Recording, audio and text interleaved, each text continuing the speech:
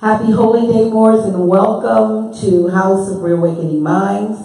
House of Reawakening Minds exists to provide for exploration and practice of spirituality in an enlightened community dedicated to honoring the myriad of sacred pathways to the universal creator. We are a holistic center for spiritual grounding, free thought, self-discovery, and Moorish science, an awakening experience for all ages.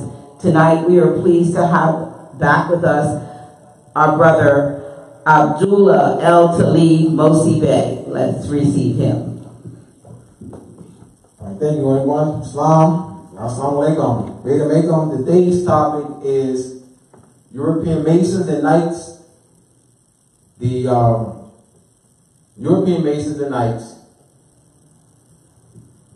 My mind been played.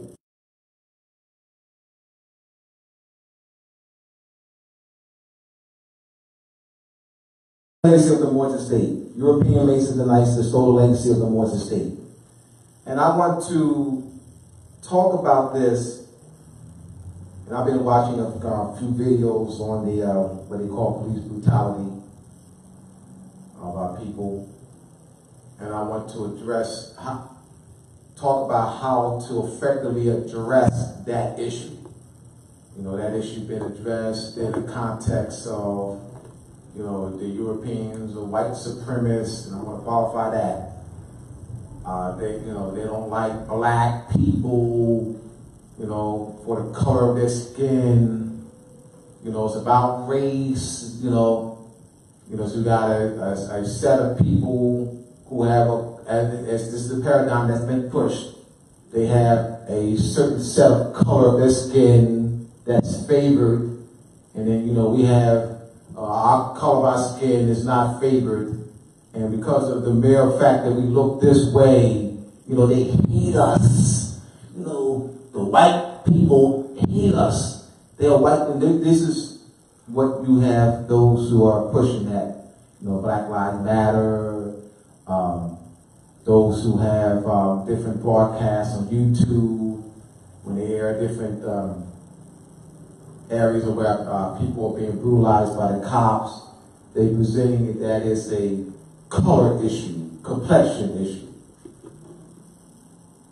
when it's not that at all. It's not that at all. What is lacking, what is missing is that our people, those who are presenting, who has these various shows, lack the knowledge of the true history. So it's understandable for someone to draw a conclusion that it's complexion.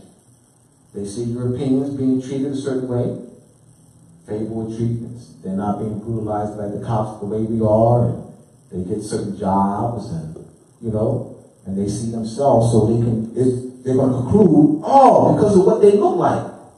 Got those in Congress, they look like them, the judges look like them, so it got to be the way we look. That's social engineering. That paradigm will not empower us. It only sounds good because we lack the knowledge of our history, our nationality, our birthright. It sounds good because that's what's been perpetrated, perpetual. They don't like us, the white man, and we call him a white man. They don't like us because of the color of our skin. The color of our skin, skin color, skin color, skin color, skin color, skin color, skin color. Over and over and over again. It's all you hear from these, those who have these various programs. You've heard that for years, skin color. Back in, they bombed Wall Street, 1921, because, they hate the skin color of black people. These are white supremacist racists. They hate the color of our skin. And I'm doing this, brothers and sisters. I'm emphasizing because this is the narrative that's been fed to us. We must challenge this narrative. This narrative will not empower us. This narrative will not bring us back into the constitutional fold of government. This narrative will not give us national and international recognition and protection.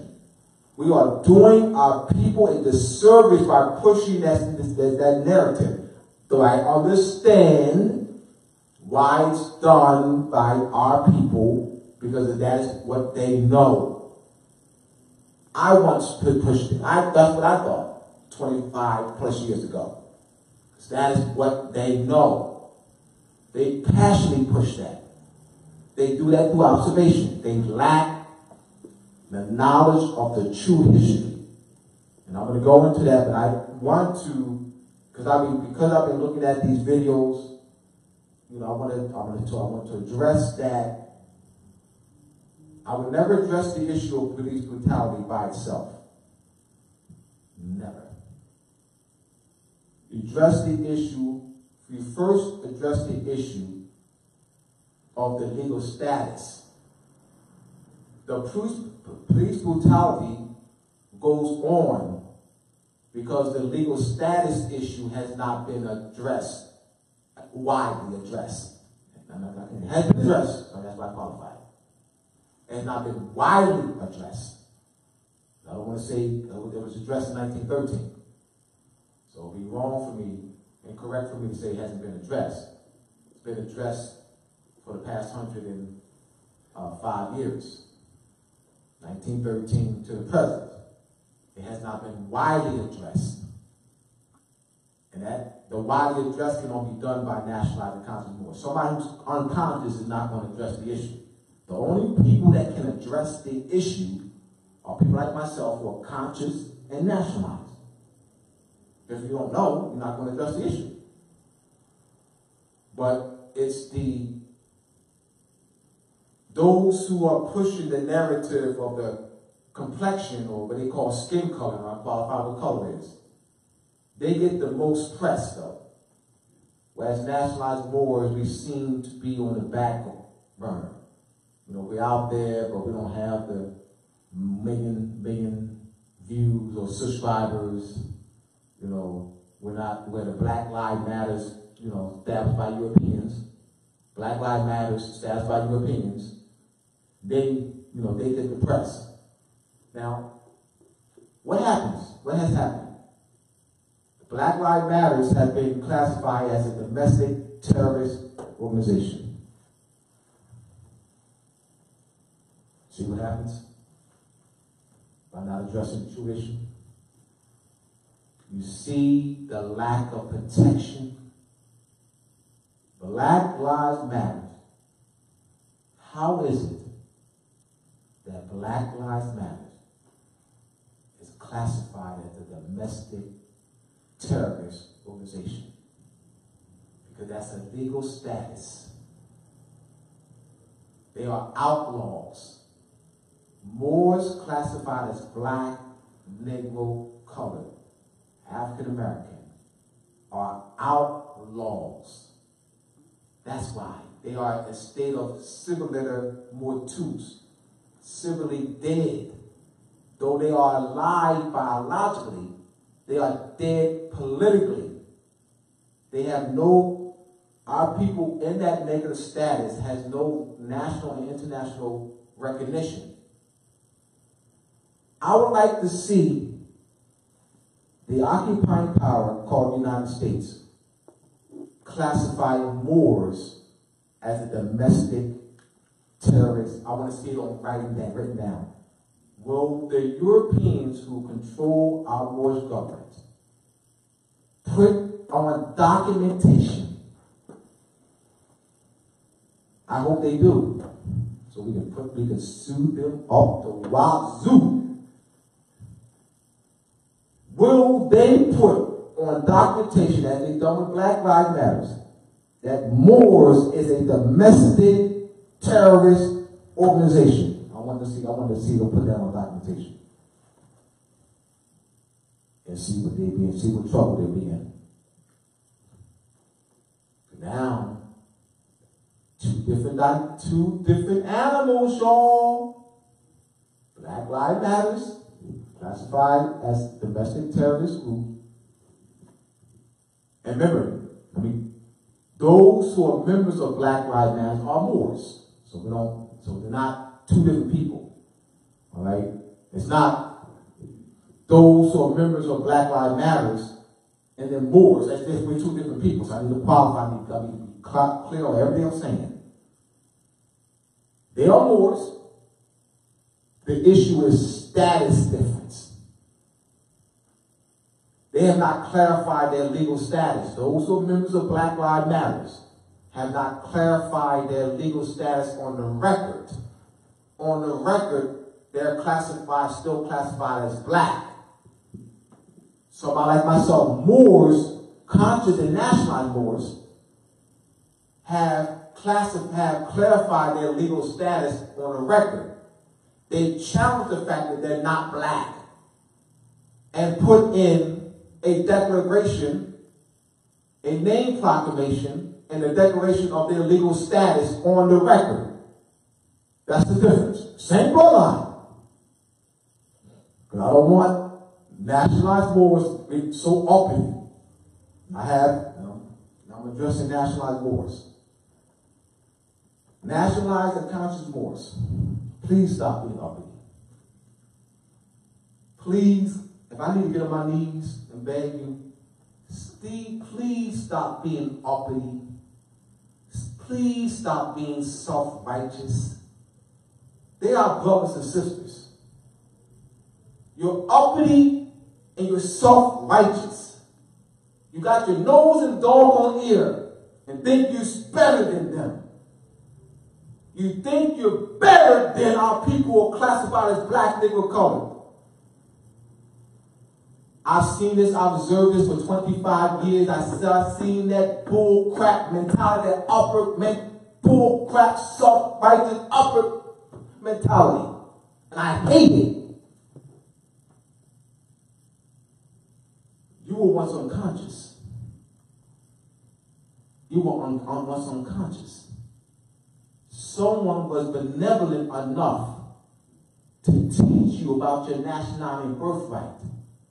As someone was benevolent enough to do that, you do the same. Don't criticize them. Don't throw your nose up in the air to them. They're unconscious. Don't think you're better than them. They are people. Come on, y'all. Come on. Stop that crap. There are people. Those who remember the Black Lives Matter and black groups or whatever, they're Moors. They just don't know, that's all. Let me say this. One thing I do respect about our brothers and sisters who are members of Black Lives Matter and other groups is that they're active.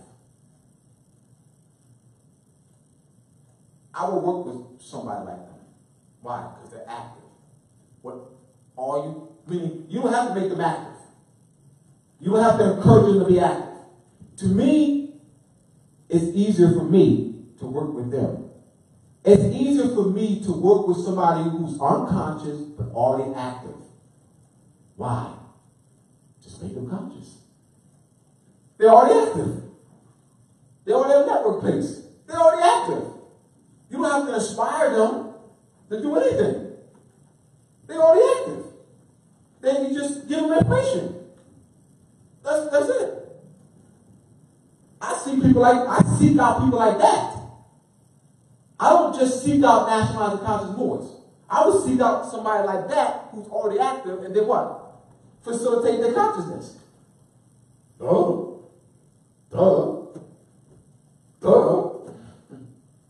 May sound like sense to me.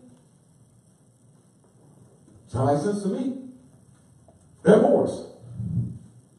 All right, so I want to address that. I'll address that in writing, because it's a major issue with the police brutality, but it has to be addressed correctly.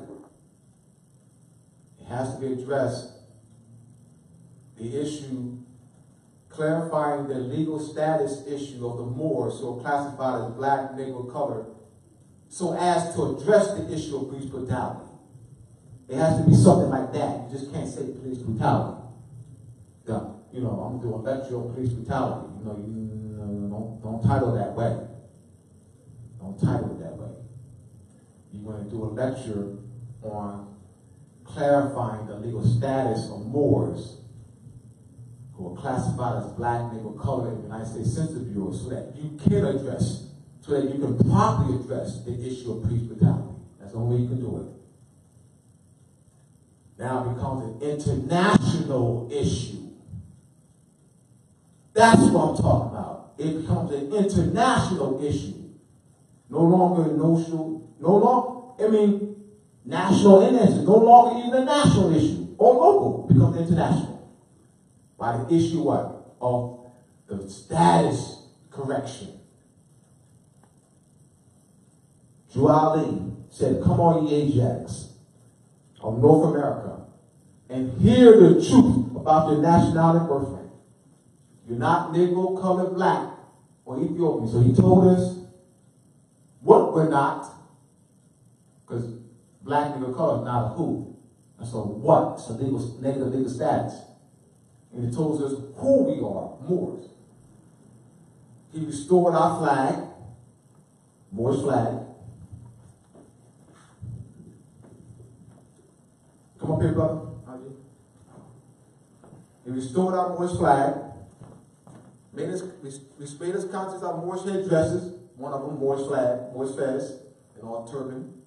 Our Moorish titles, Il Bey. So Drew Ali was putting in place the restoration of the Moors back to their power, more sovereignty. So the steps to that. He also went to the Pan-American Conference to address us on an international scale. We just had to follow Drew Ali. Drew Ali gave us the truth, thank you, brother. Drew Ali set the restoration, knowing that it would take some time, but you got to work this. Just doing anything is not going to get it done. We have to work it. We have to clarify their legal status. All right? So, on the board I have re-examining the transatlantic slave trade, re-examining the transatlantic slave trade claim in the context of the Moorish sea power during the 15, 16, 1700s.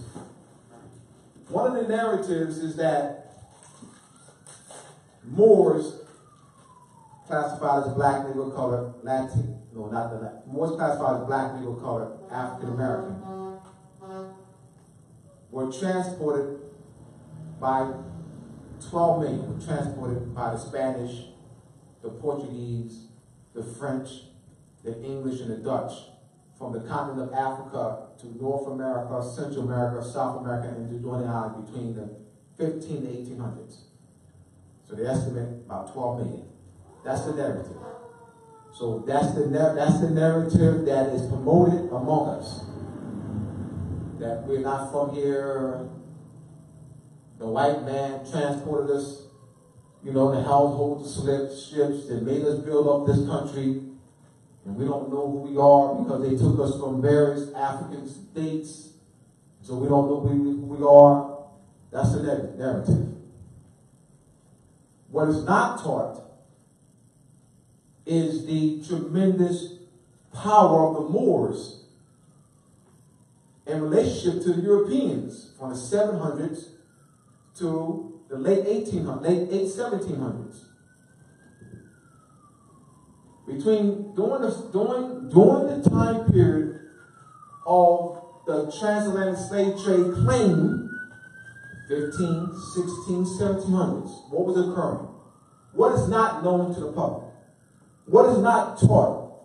What is not written in textbooks? The Moroccan Empire and European powers, England, France, and the Netherlands, There were tribute treaties between the Moroccan Empire and European powers.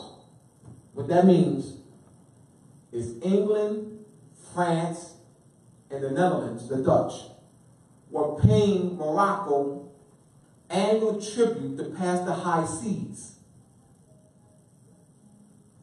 If they did not, that was part of the negotiation. In order for them to be able to pass the high seas without being molested or having their ships being seized, they had to pay this annual tribute to the Moors.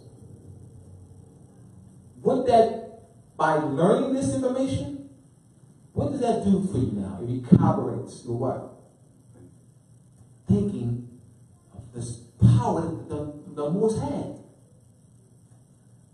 So this concept of, the Spaniards, the French, the Portuguese, the English, the Dutch, back and forth, 300 years. I'm saying they had to pay tribute. Having knowledge of the tribute payments will clearly have you see and question this transatlantic slave trade story. What? I didn't know that the Moors had this tremendous power. I didn't know that England and France and the Netherlands during the 1600s, 1700s were paying annual tribute to Morocco to pass the high seas. I didn't know that Morocco was seizing European ships. I didn't know that. It makes you, now you're questioning this narrative. Now you're questioning this transatlantic slave trade. Because this whole concept that we had no power. And that's false. That this European, Spanish, and Portuguese, and French, and Dutch, and English had this free reign of the seas. Free reign of the seas for 300 years. Free reign.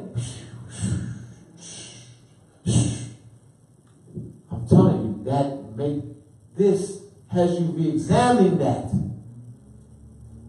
They didn't have this free reign of the seas like that. This is from the Consolidated Treaty Series by Clyde Perry. Consolidated Treaty Series by Clyde, C-L-V-E, Perry, P-E-R-R-Y. It's a collection of treaties, an encyclopedia of treaties. And in those treaties, in that encyclopedic volume of treaties, are the tribute treaties between Morocco and England. Morocco and France, Morocco and the Netherlands, Tunis and England, Tunis and France, Tunis and the Netherlands, Tripoli and England, Tripoli, France, Tripoli and the Netherlands, Algiers and France, Algiers and the Netherlands. That's part of the Moroccan Empire. Algiers, Tripoli, Tunis. Yes. Islam.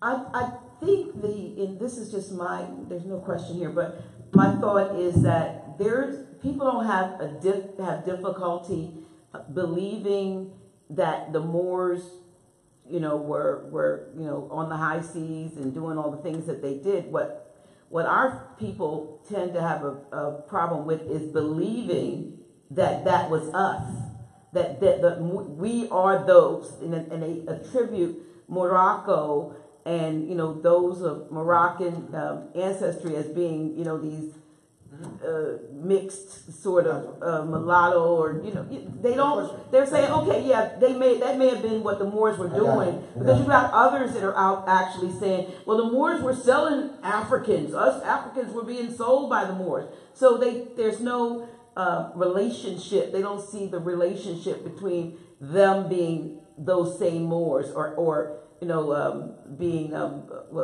that being our ancestry.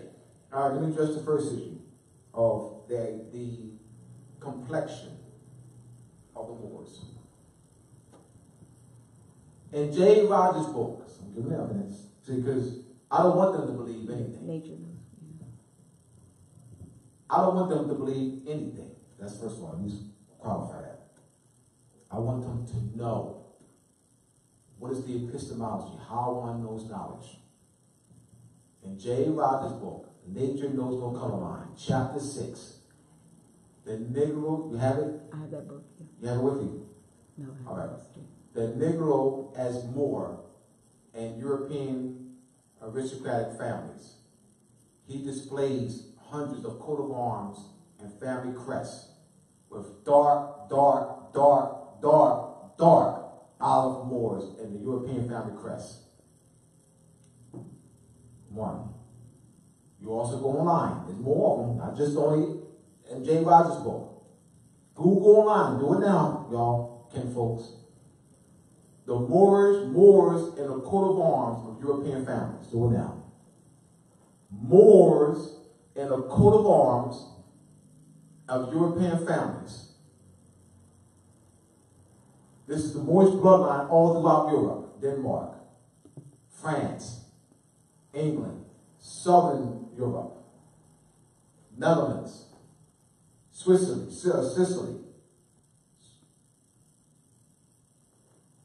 So that gives a visual. That gives a visual. Because they think it's Bin Laden looking. They think the Moors who did this, the Moors who set up a Moorish empire in Europe in 700s, look like Osama bin Laden. Let's kill that. All right? Let's give them conclusive, irrefutable evidence that they didn't look like Osama bin Laden. The coat of arms. And these coat of arms are European families. They go to Germany and other European countries. They have it. They display it proudly. They don't hide it. The coat of arms are not hidden. The brooch that the duchesses wore to Meghan's, it wasn't a wedding. No, it was when they were like announcing the wedding. Announcing the wedding. Yeah. She had a brooch. She wore a brooch of a dark-skinned Moor wearing a turban. And people here say that she's racist. Why? Well, it's because they wanted to deflect that. They wanted to deflect that. Racist. She's racist, so now you can deflect it. Because now you're having a dark-skinned Moor wearing a turban. Huh? I think they look like Osama bin Laden. I think they were pale skinned or look like Osama bin Laden looking. See? Okay? So that's an evidence. That's not. So that's one. What did the people look like? What did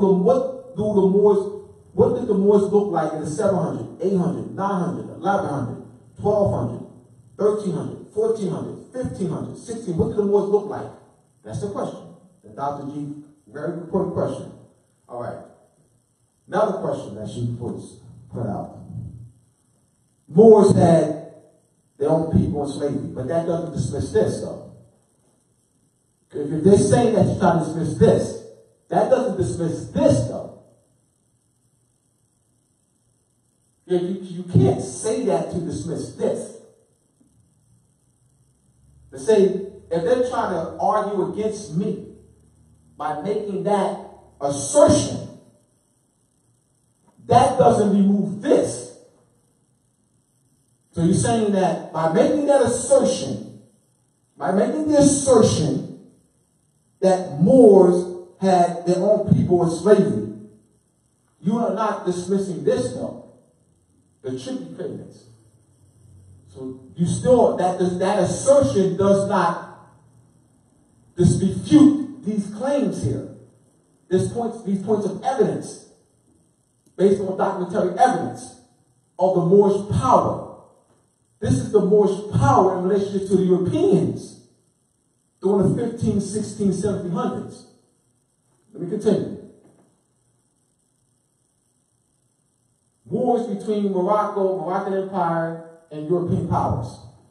And there were wars prior to that when we talk about the Crusades. So you also had wars on the high seas, where we were seizing European ships. We were even raiding European countries. And what? Seizing Europeans by the thousands. European nations paying high ransom to the Moroccan Empire for the release of Europeans held in Moorish captivity.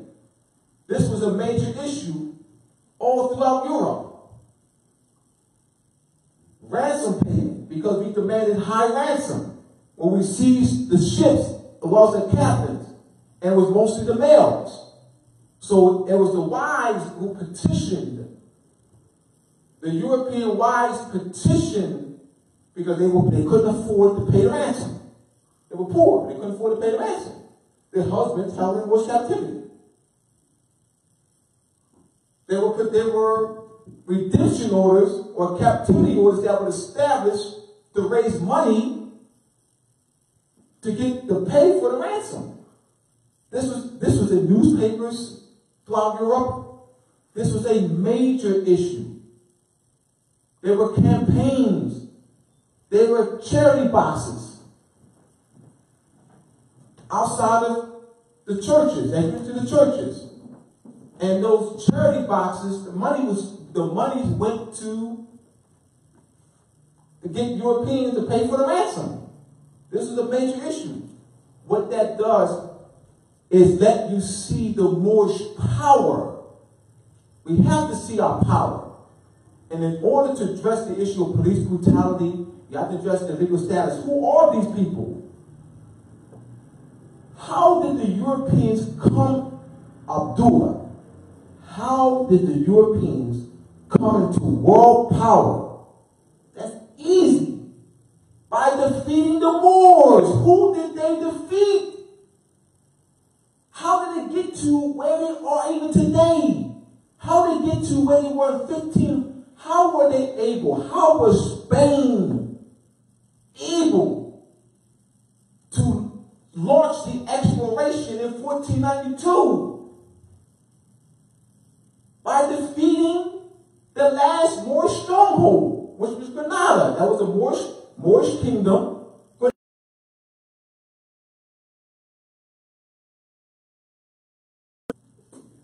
Not Black kingdom. Moorish kingdom. Go ahead, Doctor. You have a question? It'll come back to me. All right. So this history is important. We don't know who we are. The evidence is there of who we are. It's that this has not been widely spread.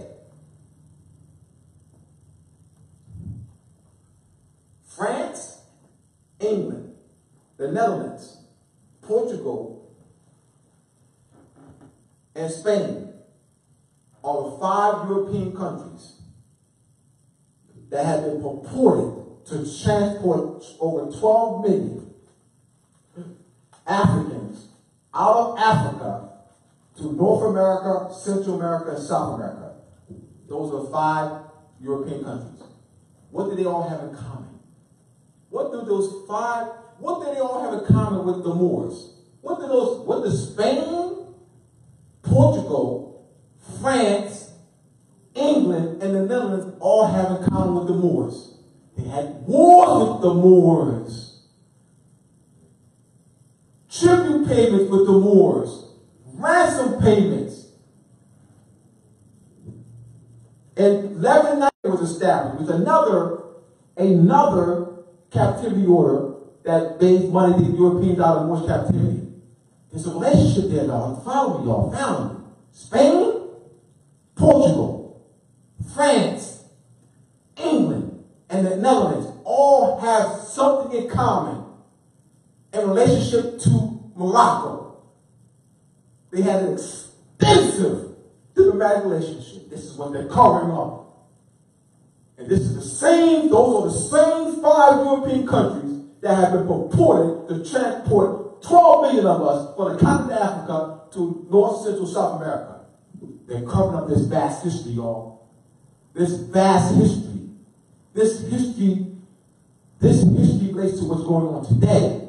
Why are Europeans, Shriners, mystics, have annual parades, and they use Moorish names, kinfolks. They use Moorish names for their shrine temples and mystic temples. They have annual parades, and what do they wear? Come up here again, Noji.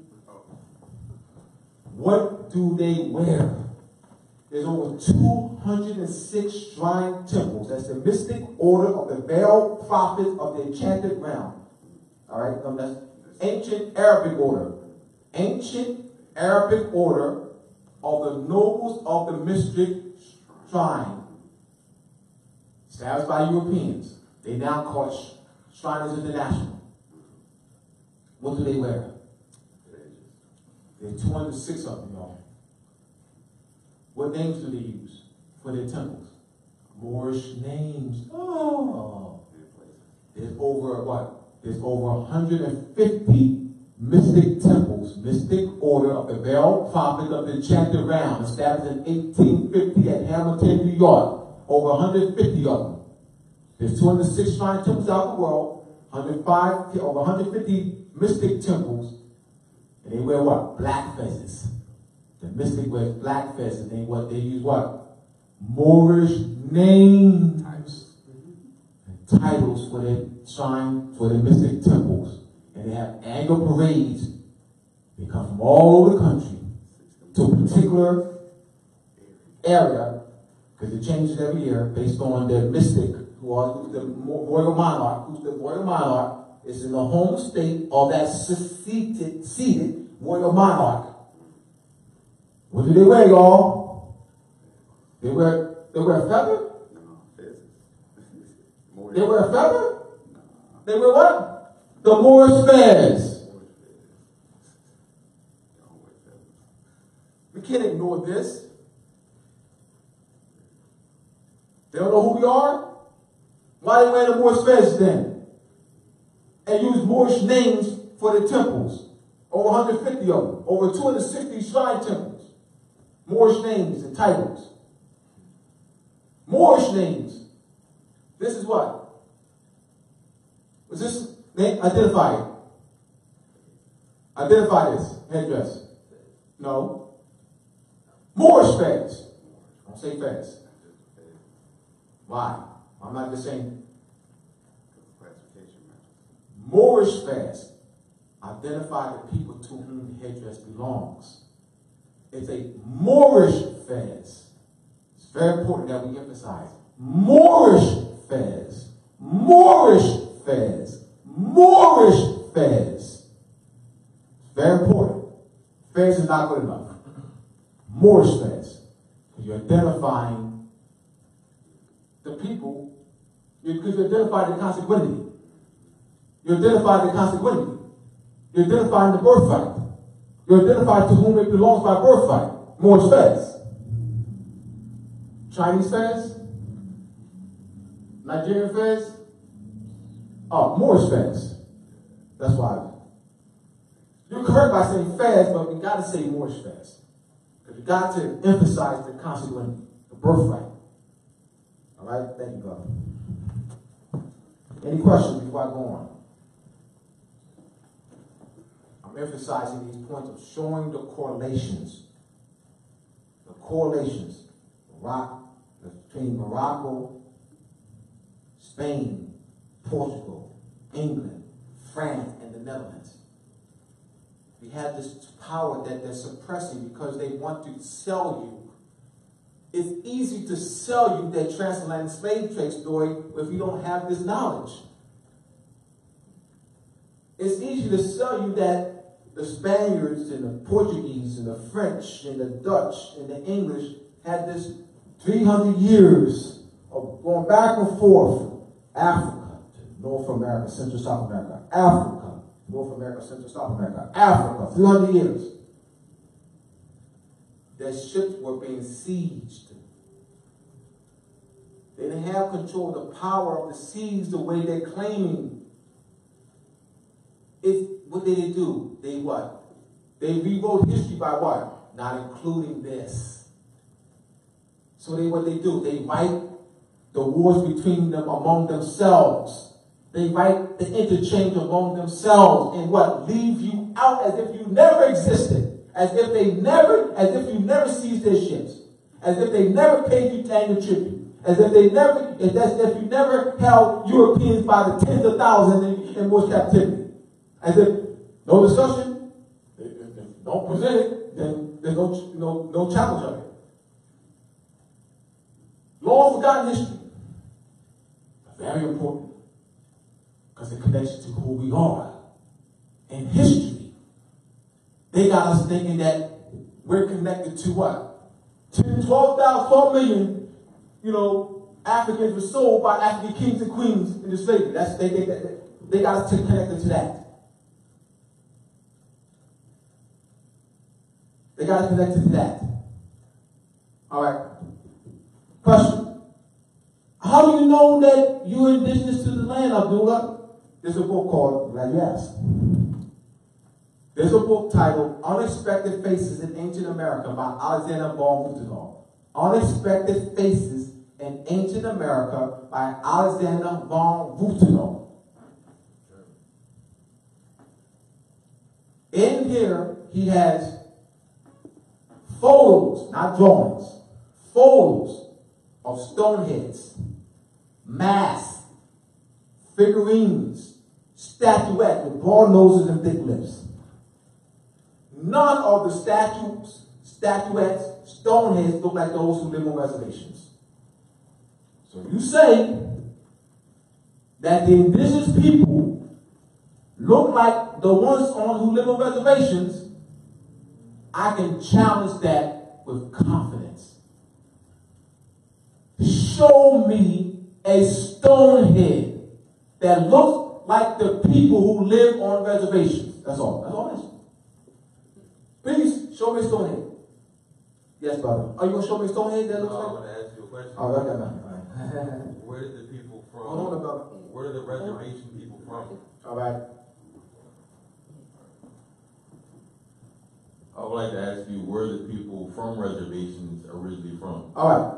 In 18, great question, brother. In 1836, you have a senator whose name was named Senator Dawes, D-A-W-E-S, Senator Dawes. He introduced the legislation named after him, called the Dawes Roll, R-O-L-L-S, the Dawes Roll. Europeans, look like Donald Trump and them,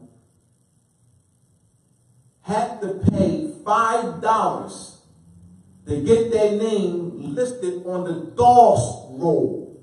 It was called $5 Indian. I'm asking the question.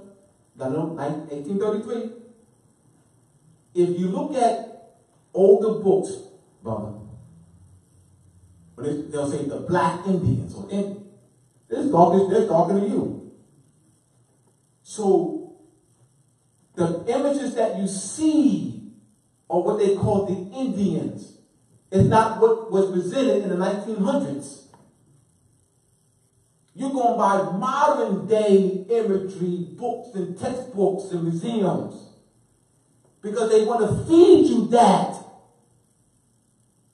So these $5 Indian paying $5 to get their name listed on the Dawes manual are being perpetrated as Indians or indigenous people. And also, I'm to finish. And also through the intermixing with the Europeans and controlling that, then you have what you see today on reservations. Did I answer that? Yes. So now, really, I'm thinking they came from.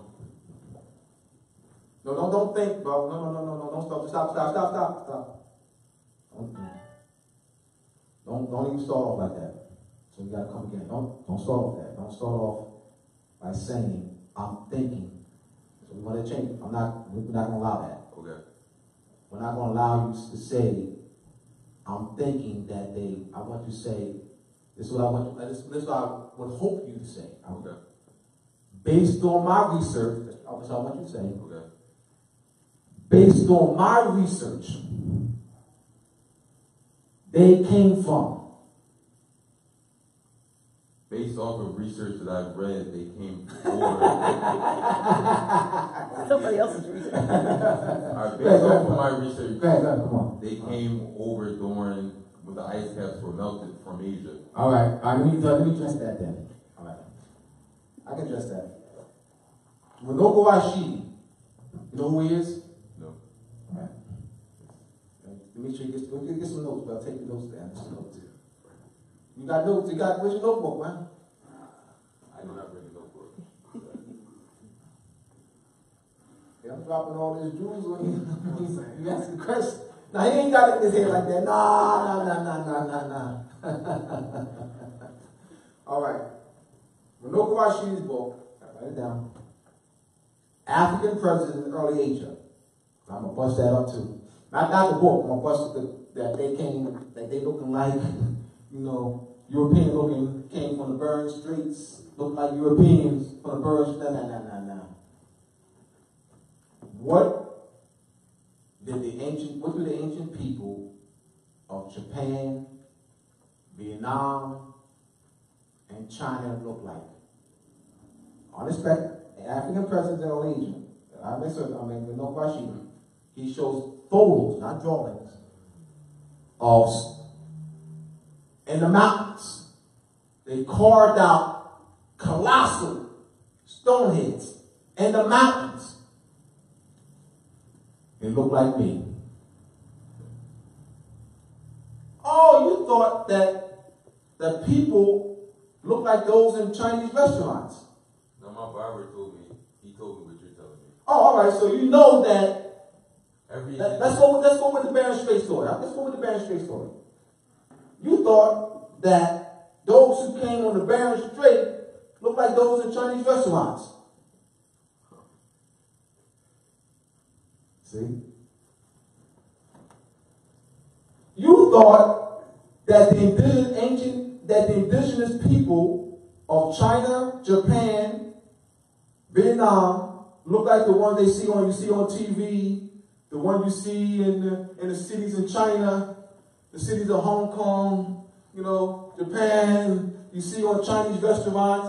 You think, oh, the indigenous people look like me and you. They still there. They're in villages. That's political, bro. That's social engineering, and China and Japan is part of it. China and Japan is part of the social engineering. They're covering it up. So when they talk about the Trail of Tears, they look like me and you. All right. I already know you. Yes. Because we fixed on the textbook Hollywood image. Our questions are based on Hollywoodized social engineering images. So we generate our questions from that. So that's why I referenced Monoko Ashidi's book, African Presidents in Early Asia, because they're photos. And that's the indigenous and Aboriginal people look like that. Not the ones you see in Chinese restaurants. If you took that book to any Chinese restaurant and placed the images next to it, they don't even look like none of them. Let me continue. Moors had European women as concubines. European women were auctioned on auction blocks. Let's say, come up here, brother. You want to be on camera or what is? He's already standing up. Well, he also has he's wearing a Moorish fetish too. So, yeah. All right. He's a wealthy Moor. He's a Dey. All right. Dey, D-E-Y, is a Moorish regent, a rank below a Moorish king. So he's a Moorish Dey, and also a Moorish Dey would be a ruler of a Daelic. All right, Moorish Dey, D-E-Y. All right. No. So he, he sends me, right? He wants about 100 European women for his concubine. This is real, brother. This is real. Because I know your question. He didn't ask the question. I already know his question. Oh, yeah. Let me tell you what his question is. No, I want to tell you what his question is that he didn't ask. How did the people of China come to look like the way they look today? I mean those we see on Chinese restaurants. How did the ones we see on Chinese restaurants, how did they come to look like the way they look like that? So since the ancient people of China look like me and you, how did they come to look like those in China? That's his question. European. Right, I know. I know his question. I know. That's why I'm going with the concubine. European women were traded on auction blocks. He would have, like, say, he's wealthy. He sent me, it was 100 of them. I go to at auction. I'm talking about a little auction block. They actually in a big area, the marketplace. So I get about 100 for him. Then he has European women who gives concubine. This is huge, bro. This went on. This is huge. This is what they covering this thing up, bro. That's why I'm saying the history. See, the history will give you the argument to make. This is how you argue police brutality. I'm arguing police brutality. We got to argue in this context, though. We can't say police brutality. We got to address the legal. We have to address the legal status issue. Argue police brutality, brother, is a move because it will not be a. See, they classify Black Lives Matter once again as a domestic terrorist group. They are outlaws. They are. Why? Because they're simply dead. Right. Europeans ain't going to tell them that. I'm telling them that. Europeans ain't going to tell them that. They're going to make them think they got rights. Because they want us to continue on the color thing, the collection, and they don't like it because the Europeans created that argument. They not threatened by that argument. They threatened by this. Because now you're taking a people who's civilly dead, and then what now say they got a flag. Now what? You're flying their colors. Now we're flying the colors. Now you're recognized by what? The family of nations. Come on, ye Asiatics of North America, and hear the truth about the nationality birthright. You're not black, liberal, color, Ethiopian. Come and link yourself back to the family of nations. 1913. 2018 today. Almost 2019. This is powerful, bro. It ain't just a piece of cloth. Oh, no. Oh, no. Oh, no. Thank you, brother. That's how you argue police brutality. Not the way they argue. Not the way Black Lives Matter is arguing. My brothers and sisters, I love you. Members of Black Lives Matter, I love you. I'm not criticizing.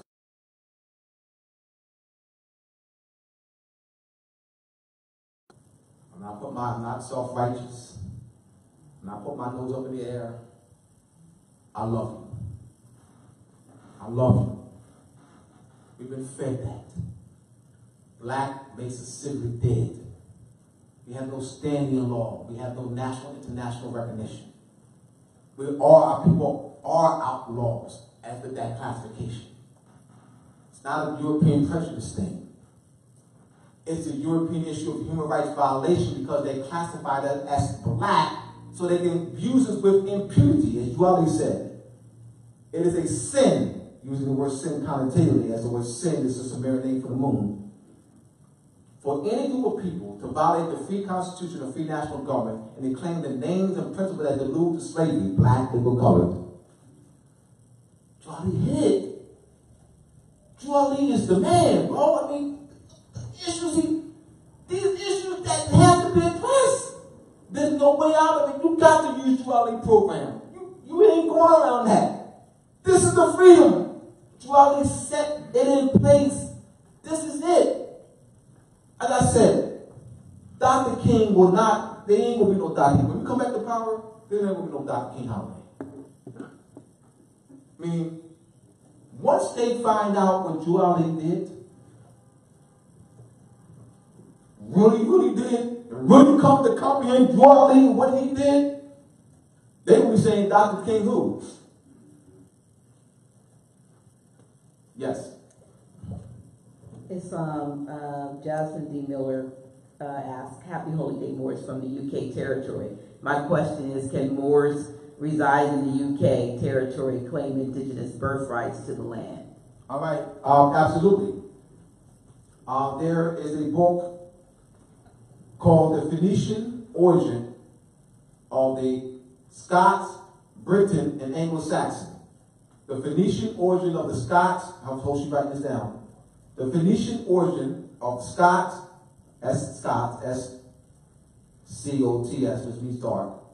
Britain, which is a Phoenician title of nobility. And Anglo-Saxon. There's also a book called, edited by R.S. Sertimer, African Presence in early Europe. There's documentary, there's archaeological evidence. And also Mark Burnell, Black Latina, volumes 1 and 2. So she's writing this down. Mark Burnell, Black Latina, volume 1 and 2. African presence in early Europe. I'm giving her documentation. I'm giving her something that she can research and read. All right? And also the Blacks in Antiquity. Blacks in Antiquity by Frank Snowden. Blacks in Antiquity by Frank Snowden. I'll repeat them. Blacks in Antiquity by Frank Snowden. Phoenician origins of Scots, Britons, and Anglo-Saxons. Black Latina by Martin Burnell. African presence in early Europe. Two others. Ancient and Modern Britain by David McRitchie, volume 1 and 2. Ancient and Modern Britain, B-R-I-T-O-N, by David McRitchie, M-A-C-R-I-T-C-H-I-E, volumes 1 and 2. Nature Knows No Color Line by J. Rogers, chapter 6, The Negro as Moor in European Aristocratic Families. So it should be, that'll give us, that's something solid. Because she needs something solid. Because she don't need a yes, just a yes from me. She needs something that's researchable, that's solid. All right?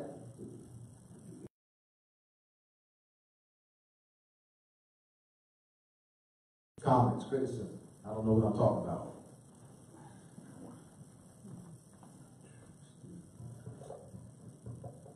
Islam. What do you say to the question, because I heard the argument, well, since Moore is saying that part of it is an amalgamation and part of it is a region in terms of where the European gets their lighter pigment from, or depigmentation, why didn't it happen to the Eskimos or the Eskimors? But why it didn't? Why are the Eskimos able to maintain their pigment and they still live in a colder climate? Whereas they dark skin? Supposedly. But they're all dark olives. I'm not making an argument, I'm just presenting it. No, I'm saying you can, but I'm saying it can be. So the way it was presented to me was that because you just can't accept it though. You have to. Yeah, that's what I'm saying. I hear what you're saying. That's why I'm not accepting that. I'm saying you go on YouTube and find out that they're not all dark skinned. That's what I'm saying. It's not. And they, so the assertion is false. That's what I'm saying. You got. What I'm saying to you, brother, because somebody makes an assertion, you have to challenge their assertion. Yeah, the assertion is false. And it could be, you can disprove their assertion. You can disprove that. All right? Another question? I don't know what question to ask. I mean, my history is totally false, so I can't come from any kind of foundation. Well, I understand, of course. Everything is Hollywood for me right now. Of course. That's obvious. I mean, that's why you're here. I mean, so you can get out of that Hollywood mindset. All right? Now, let's continue. Letters, diplomatic correspondences between the Moroccan Empire and European kings and queens. All right. Ahmad Moulay was Emperor of Morocco from the late 1500s to early 1600s with he and Queen Elizabeth. In fact, they negotiated the commercial agreement. The commercial agreement was between England and Morocco, was negotiated between Queen Elizabeth and Ahmad Murad,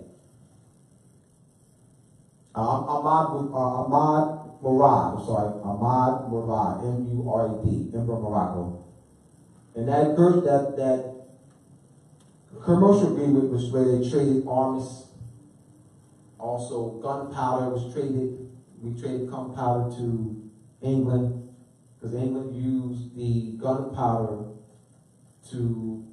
for the Spanish Armada, 1588. So there's an extensive, and Queen Elizabeth was said to be lenient when it came to Moorish captivity of Europeans, of English people. She was lenient on her policies.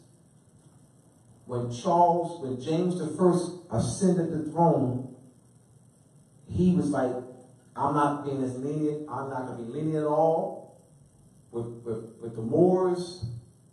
We're going to be intolerant of Moorish slaving Europeans, Moorish capturing Europeans, and holding for high ransom. So this is going back, so this is in correspondences. They were correspondence between each other, the various European nations, a correspondence among each other discussing this issue with Morocco. Because this was a major issue of controversy, a major issue of debate that was in their different state houses. This was the number one issue because you're talking about issue of trade.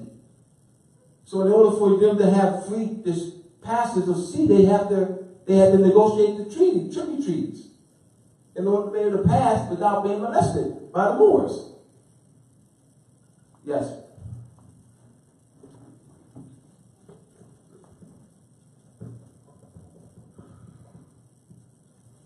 So,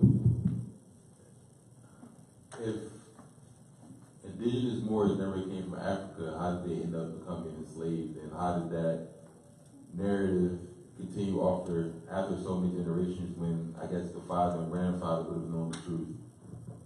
All right.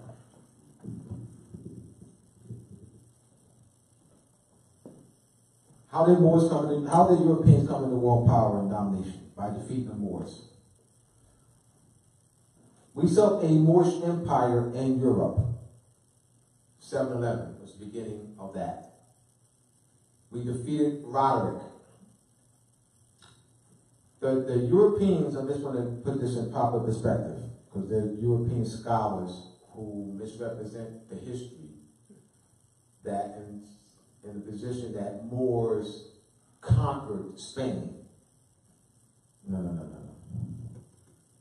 Moors saved Spain. Moors saved the lives of Europeans. What was the condition of Europeans under Roderick, the king of the Visigoths, and prior to King Roderick? Europeans did not bathe.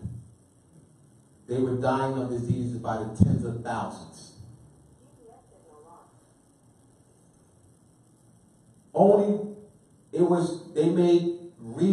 They forbade the Europeans to have access to books. I'm not talking about, they didn't read, they had access to books. That level of illiteracy does not exist here. You've never experienced that. You can't take me to a place, anywhere, in our country, where that level of illiteracy, what I'm saying is they didn't have access to books. You don't know anyone. You don't know any child who doesn't have access to books. You got 3-year-olds or 3-month-olds that are read to. 1-month-old, 1-day-old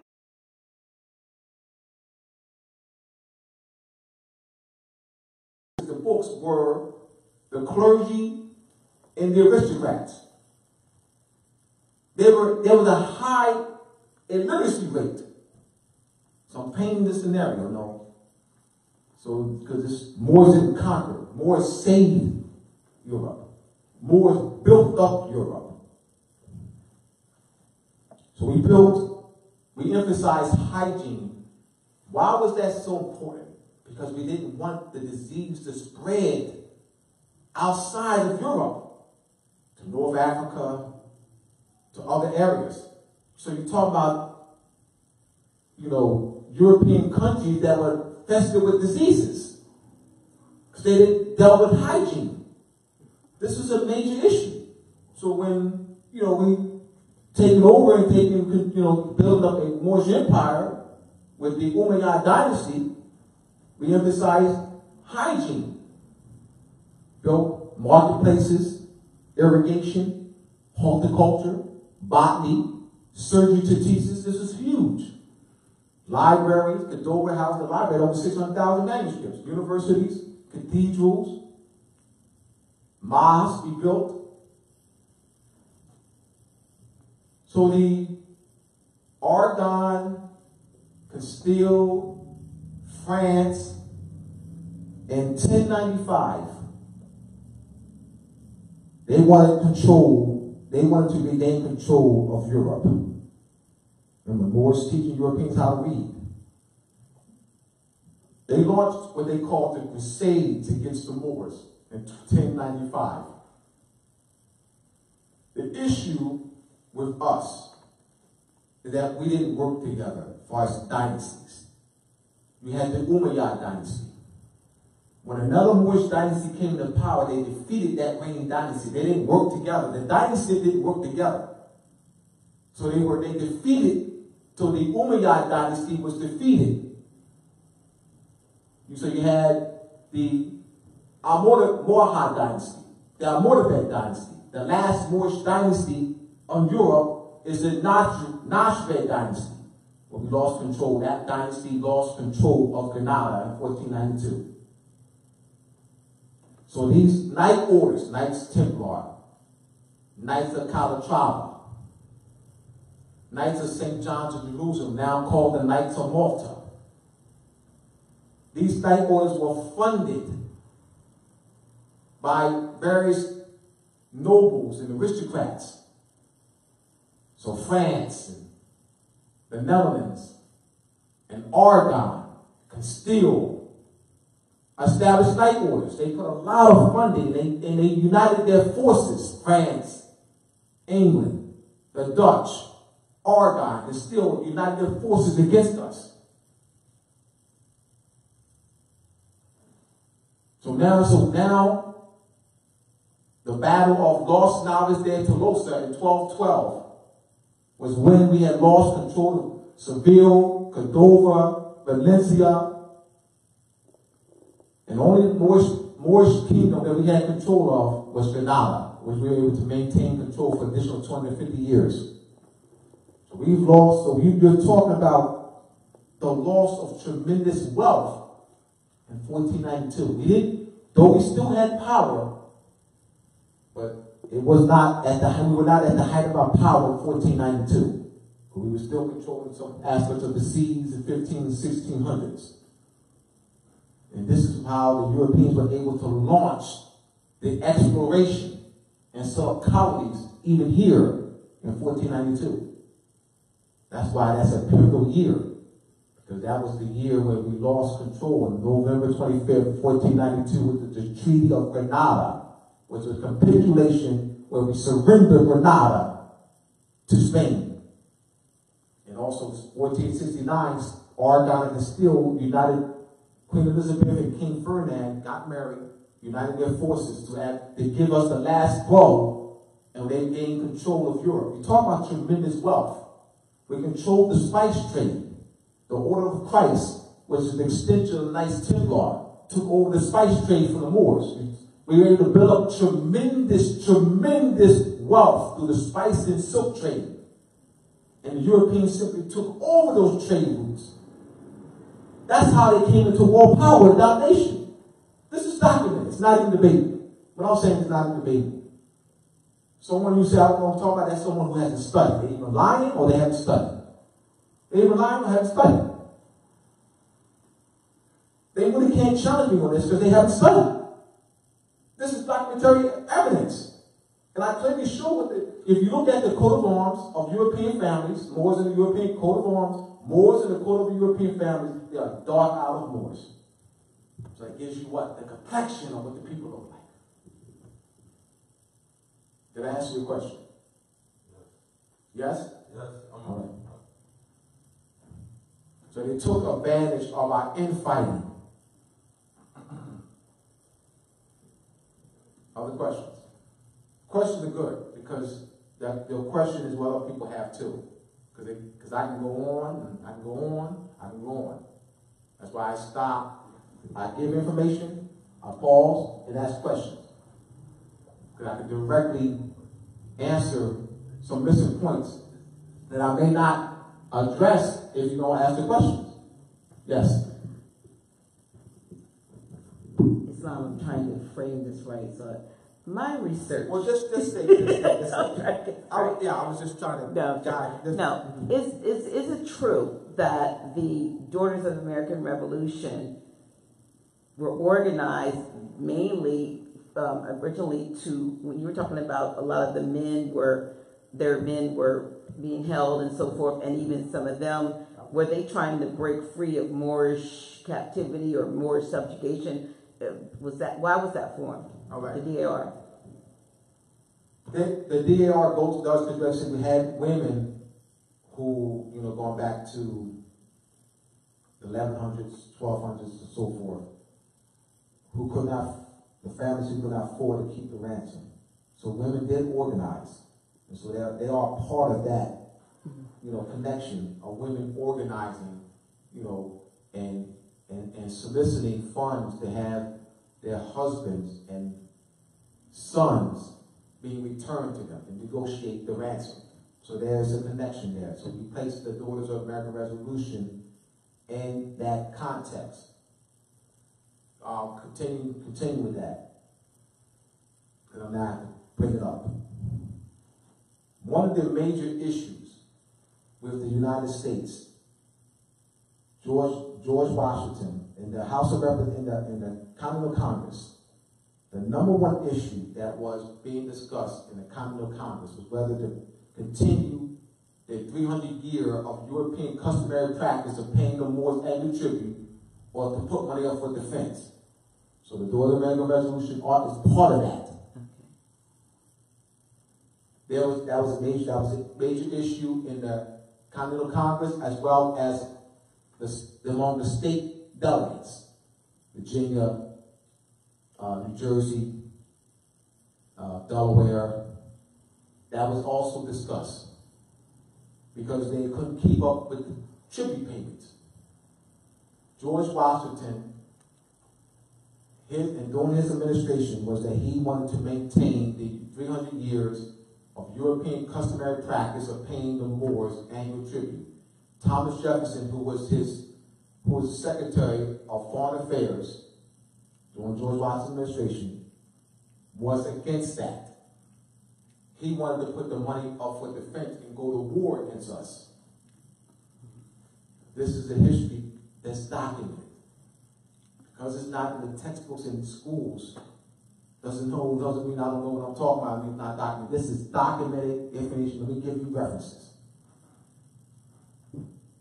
National Archives. William Carmichael's letters in the National Archives. You got Historical Society, Pennsylvania Historical Societies, and other historical societies that have references that deal with they call the Barbary powers, B-A-R-B-A-R-Y, Barbary powers. Many correspondences that address this issue. It's just not taught to the general public. So that history that you get in the textbook, that's a false history. That's a false narrative. What they did was, they wrote out of history. And then voters ask, you can't want transporters, you know, they keep getting this narrative for us. Yes. The narrative of the transatlantic slave trade, 12 million of us. And not some did it, but not 12 million, not 10 million, not 8 million, not 6 million, not 7 million. Yes. So that's why they call it his story. It's his story. That's not the right story. No, that's not what history means. History means a collection of records. I mean, I know that's what history's supposed to mean, the true story. But no, just give me the etymology of it. Okay, right. And not what it's supposed to talk about what it means, not right. Because it is that. Because the records are there, though. The records there. It's in. I'm saying the letters are there. The treaties are there. The treaties are in the National Archives of France and Netherlands and England and Spain. They're there. Letters are there in state records, in admiralty records, in military records. They're there. The letters, they're there. You're talking about scholars, historians, who are not including that in their, writing by textbooks. Because Europeans there are many Europeans that have written books on this. They're not asked to write textbooks. That's all. I've referenced over 100 books in Moors Masonry, letters, treaties, and everything on Moors Masonry. So there's hundreds of books that have been written on this. Peace. Islam. Is it? I guess a lot of people find it hard. Okay, we were in this position of power and knowledge and educating the world and so forth, and then something happened. So we have 1492, the access point when things changed. We lost the last stronghold. What do you attribute to the fact of the lapse in that knowledge being passed on generationally? I mean, what occurred that caused the narrative of slavery to be able to be so prevalent, when we do know that at some point we had Moors in Congress and Moors, as they said, as what we would consider president and so forth in the Republic. What took us from there to the gap in between where the knowledge was sort of able to be reconstructed, or the truth was reconstructed, and then we were now all buying this new narrative that put us all on, sardines on wooden ships and never had anything, and you can't remember who we were because we came from. Yeah, that's the narrative. Yeah. All right, let me do this. After losing control of Europe through the Treaty of Grenada in 1492, they launched the Inquisition against us. And the Inquisition, let me read this.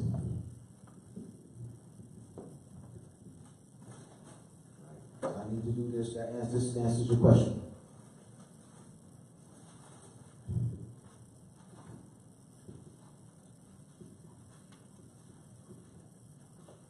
All right. This is from the Spanish Inquisition by Henry Kamen, K-A-M-E-N. The Spanish Inquisition by Henry Kamen.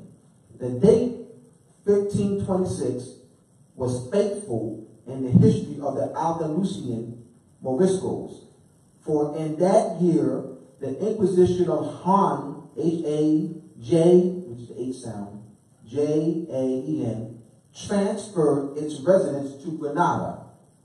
This move was accompanied by the issue of regulations forbidding the Moriscos to use the Arabic language or Moorish clothes or even Moorish names.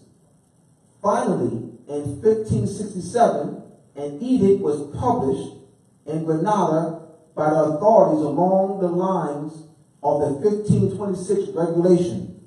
By this measure, all the rights, R-I-T-E-S, customs, and language of the Moriscos were forbidden, under penalty. Books in Arabic were destroyed and Moorish clothes were forbidden. The list of prohibitions amounted to the suppression of every national characteristic of the ritual. Let me think. As long as we continue that slave narrative that we came on slave ships, saying this was a huge measure. They stripped us of all our national characteristics, our language. Children were taken away from the parents and educated by the clergy. You're talking our names. We were given Spanish names. We were forbidden to wear our headdresses. The Treaty of Granada, in the Treaty of Granada, there was the Bonadel negotiated with Queen Elizabeth and King Ferdinand in the Treaty of Granada that the Moors will be able to maintain their national characteristics. That was violated. Charles V, when he ceded the throne from Queen Elizabeth and King Ferdinand, Charles V, there were Moors in Valencia, Seville, Cordoba, that Charles V did not want an uprising. Remember?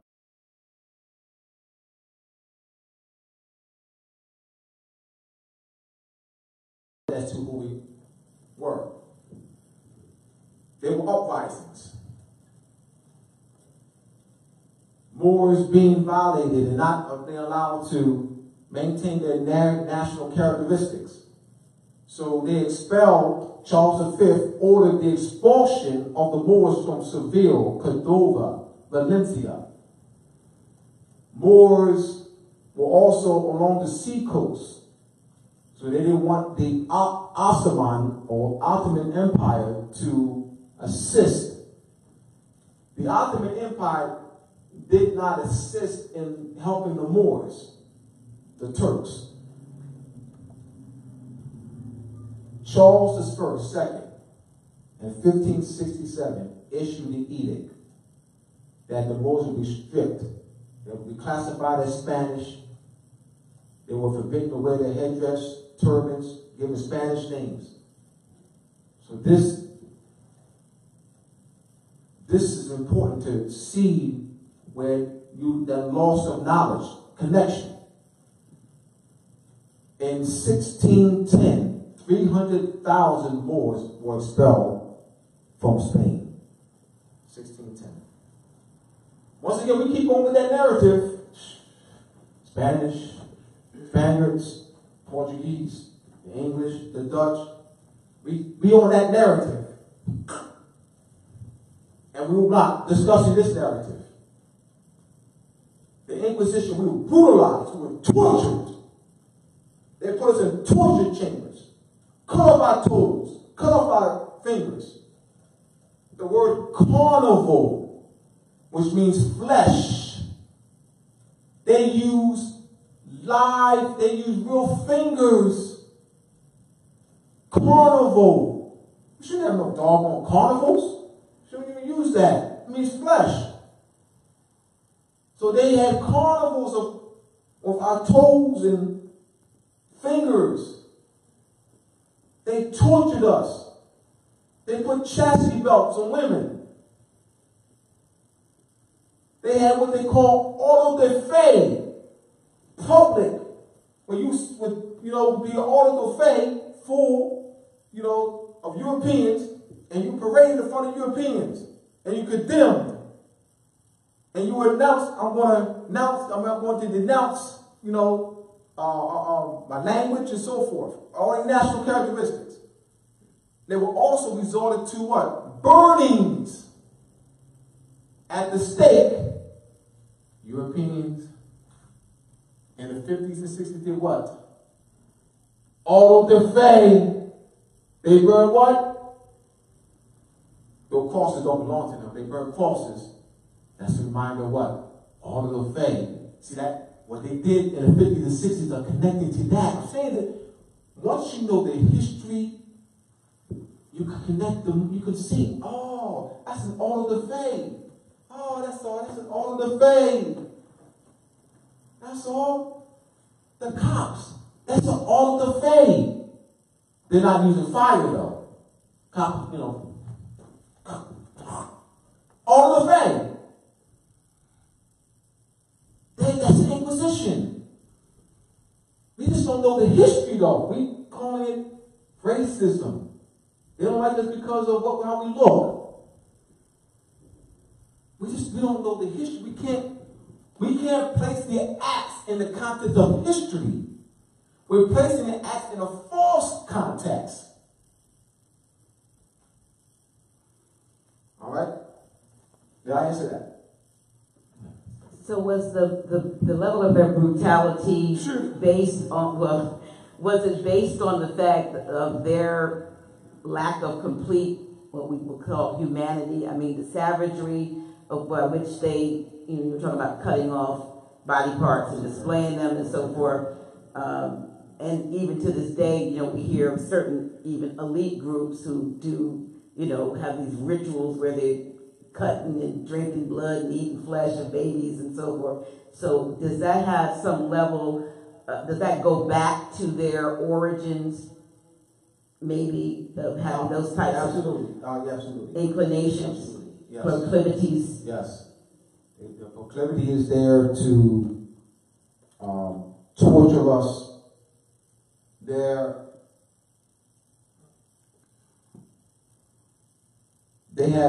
They are inhumane. Their motives today is to make sure that we don't rise. They have a fear. They do. Their fear is that we don't find out who we are. They have a fear, fam. They have a fear.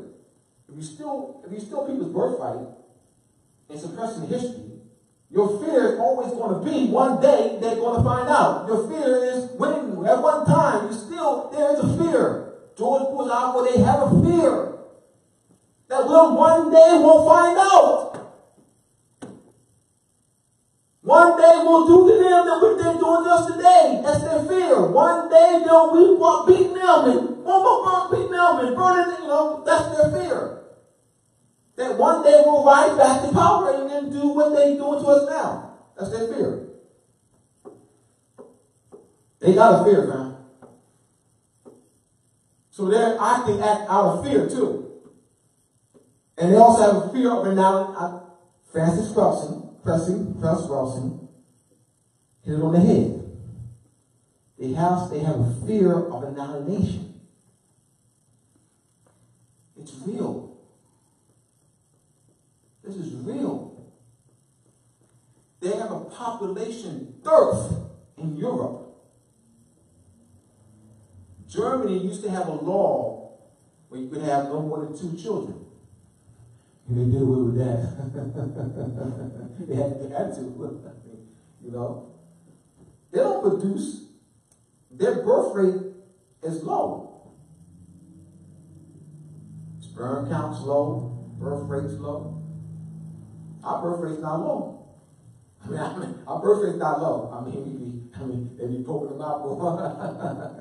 Yes. Is that also why we're seeing all of these advertisements with all of these so-called, you know, you see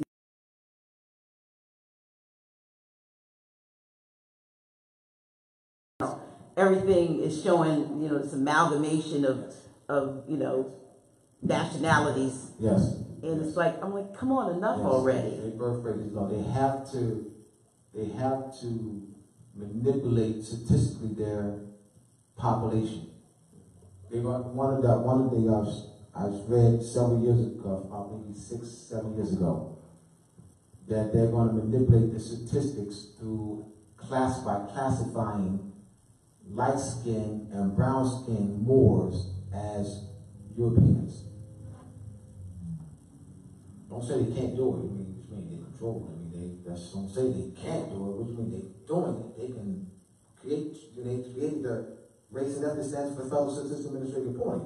Which means They will change the definitions. What do you mean? That's real. Because they have to manipulate the statistics. Because they don't want an alarm. They'll never put this out in the news like that. Because they don't want the alarm. Europeans are dying off. They're not going to do that. Europeans are dying off. Europeans are dying all over the world. Europeans are dying off. They're not going to do that. That's an alarm. They're not going to create that alarm. And then the finish. By putting that out there, that also represents a loss of power. They're dying off also represents a loss of power. They're not going to do that. So they have to manipulate the statistics to have the appearance, that they have this power and these numbers. Michael Muhammad Bey says that's why albions are blocking the sun. How they block the sun? I'm assuming he's talking about some type of, like they talk about the HARP and the various weather manipulations and keeping, HARP is real. They can manipulate weather through HARP. And all that, which is ancient technology. HARP is based on ancient technology of sound. It's just vibration. Right. So you look at that. So that's what we did. We did that. It's not new. They use a machine. We use our bodies. Our bodies are a machine. So the same technology is just they just use a machine. We use our body and sound and our pineal gland resonance to do the same thing. That's the difference. They can't do what we do. They can't use their body and pineal gland resonance and sound to do it. They have to use a machine. That's the difference. We're a machine. We're electrical, chemical. We're a machine. We're hard.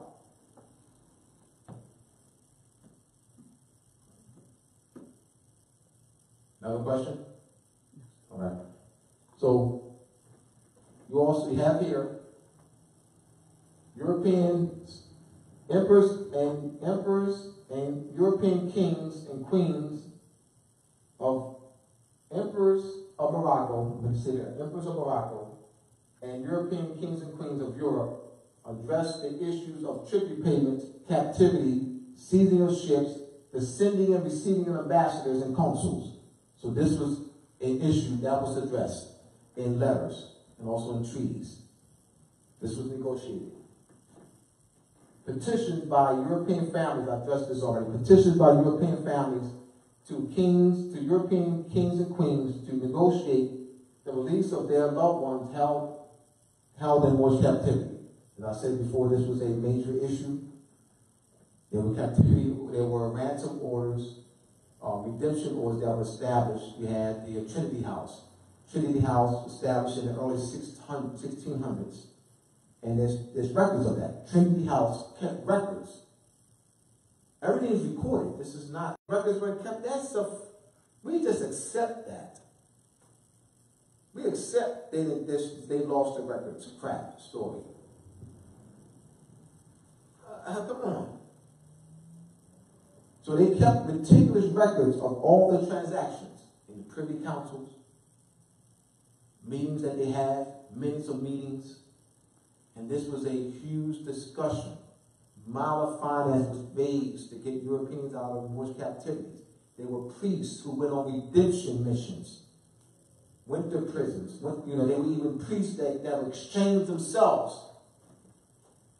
Also, there were issues where Moorish Europeans held us in captivity. The negotiation was one we exchanged one European for one more, another European for one more. That was also part of the negotiation, exchanging of captives. This was in newspapers. The list of ships, 1616. Joseph Morgan, a historian in the 1600s, European historian. He chronicles the list in 1616, from 1607 to 1616, over 400 European ships were seized by the Moors. Joseph Morgan.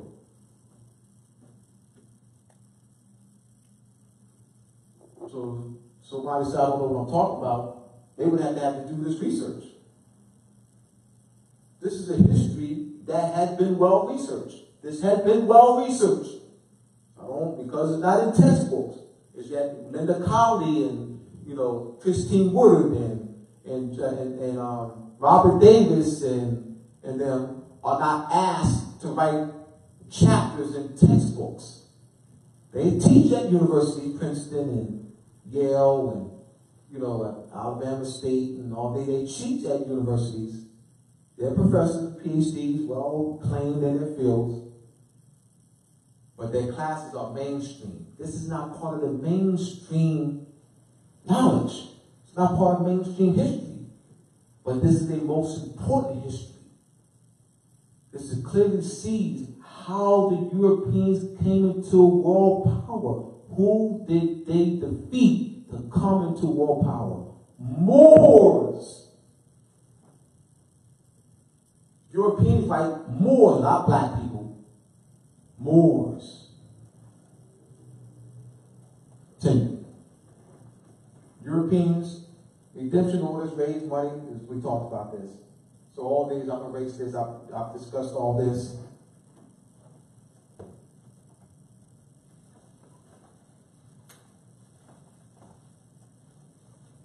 Let's go back to the police brutality issue.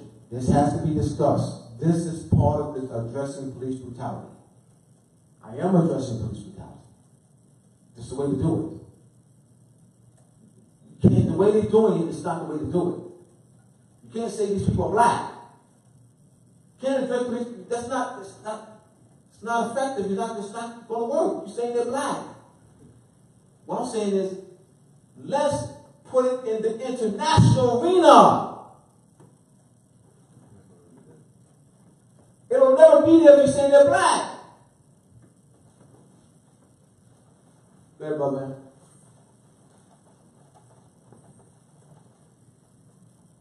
I'm not only talking about addressing it, with the federal level,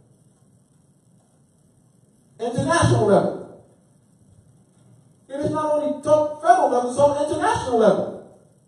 The reason why He didn't just start. He was talking everything throughout he was doing. the reason why they're not going to put it, speak the truth about it or how to handle it the right way is then it will educate the people because it has national attention. It has worldwide. Well, who's the they though? Who's the they? Public. Period. What public? You say the they though. You Europeans are us. Europeans are us. No. What I'm saying is, the ones who are calling it Black Lives Matter. All right, good. Right? They're not going to put it out there in a manner that it needs to be addressed in order to, because it would educate the people and realize that it's being handled the wrong way. Now you got to understand who are the ones that are so-called leading this. They're the same ones that infiltrate all the other groups or uprisings we've had in this country, and it doesn't backed by the Jews. All right, backed by Sarahs. I hear what you're saying, brother. I don't agree with you on that, which is fine. Let me say this, brother. If people like me and you who are conscious and nationalized, get the information out there, make it more widespread. This is affecting all of us, bro. I hear you saying we got to make it more widespread. Right. Even putting pressure on Moors, classified those sellouts, putting pressure on them, public pressure. We have to do more. Nationalizing conscious more. Be clear. Those are unconscious, they don't know. Nationalizing conscious Moors have to do more and bringing this to a more national attention. It can be done, bro. It can. I agree. When Europeans continue to pounce on us, we're going to get tired of that. They need an outlet. We're their outlet of information. They need an outlet of information. They think it's because of their complexion. Not knowing that we are Christians, they're not analyzing the context of what I'm discussing. We got to make it more widespread, more on the public. I love Dr. Nayala, the fact that she's keeping this menu alive.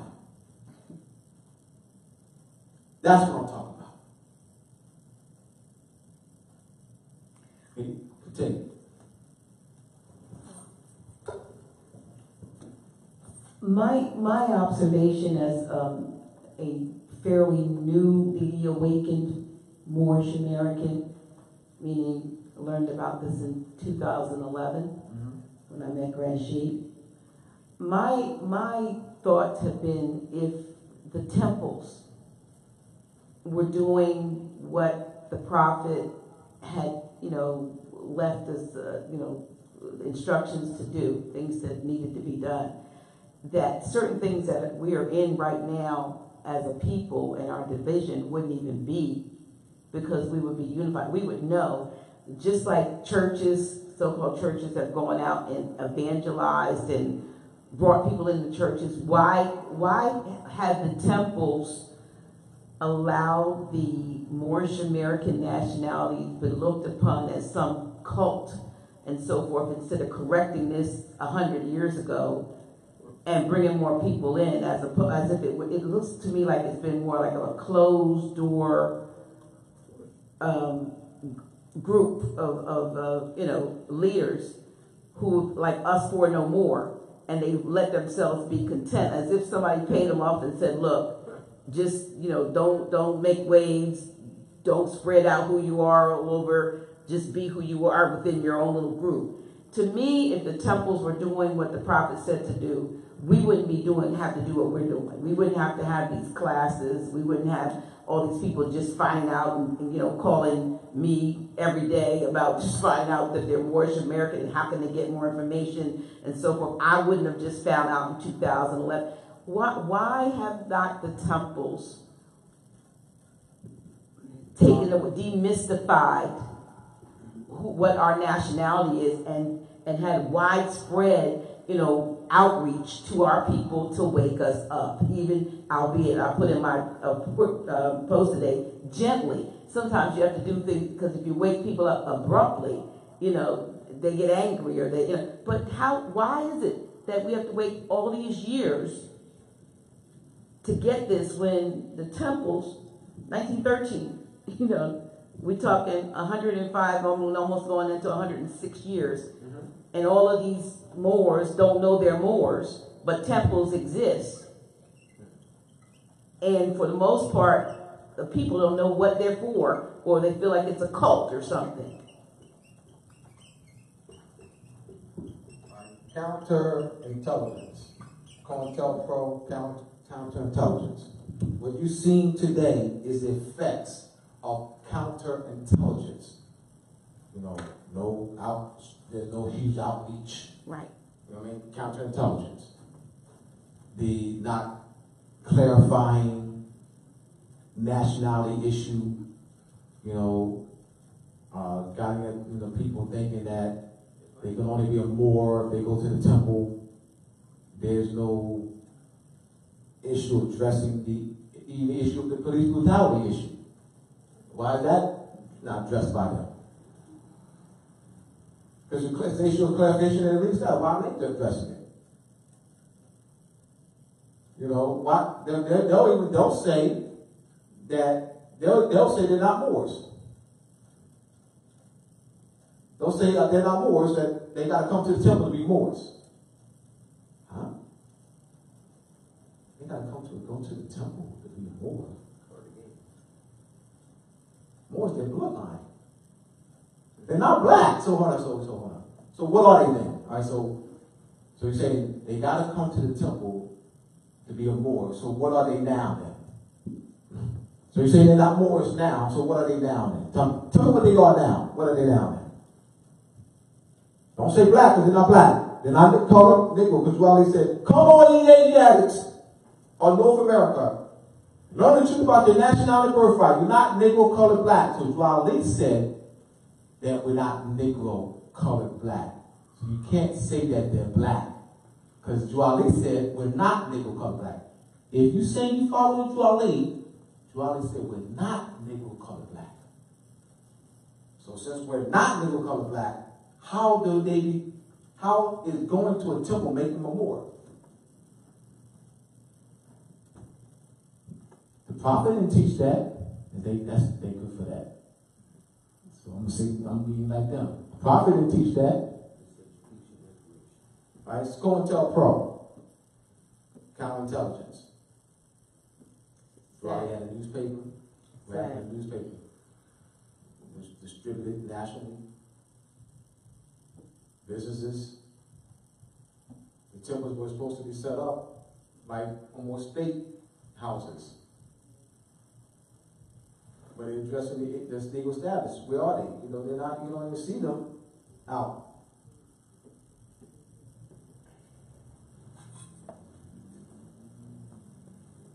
I want to, well, in about 10 minutes, I'm going to talk about Christmas and also I'm going to start doing Dr. Nyala, instead of doing it at the beginning of class. When I talk about what Holy Day is, I'm going to do it at the end. Because what happened is, I was doing it at the beginning, and a lot of people were on at the time. So I said, you know what? I need to change. I need to do it at the end, where there's more people on. You know, so they can get the lesson. Because people want to get the lesson on what Holy Day is. Because I was doing it at the beginning. You know, at the very beginning. But, you know, now more people are on. Then people come on, you know, within the first hour. All right, yes. Just giving basically my observation, my personal observation. That's to say that when you say Black Lives Matter, it's just like people have been programmed to think that's a way of identifying themselves, and like the system puts it on like an application for jobs. And you know, when I was younger, and I saw this on the application, and I knew nothing about Moors, but I was like, what's my race? I said human. It was no human box to check off. You understand what I'm saying? I never identified myself by color. And that was just as a kid. That's before I even understood or knew about etymology. And, you know, it was common sense to me. Well, you're one of the few, brother. That's all. You're one of the few. Well, but I'm just saying how I got broad and more widespread was the continuous, you know, embedded in your brain, embedded in your mind, always seeing this, and then the business is carrying on the same game. It's just like the label Black Lives Matter. I said Black Lives Matter. I said, what? But then you got to understand. Look at the root. Look at the people who sponsor that. Follow me? They got attention, but at the same time, look at the labeling of that movement, so called,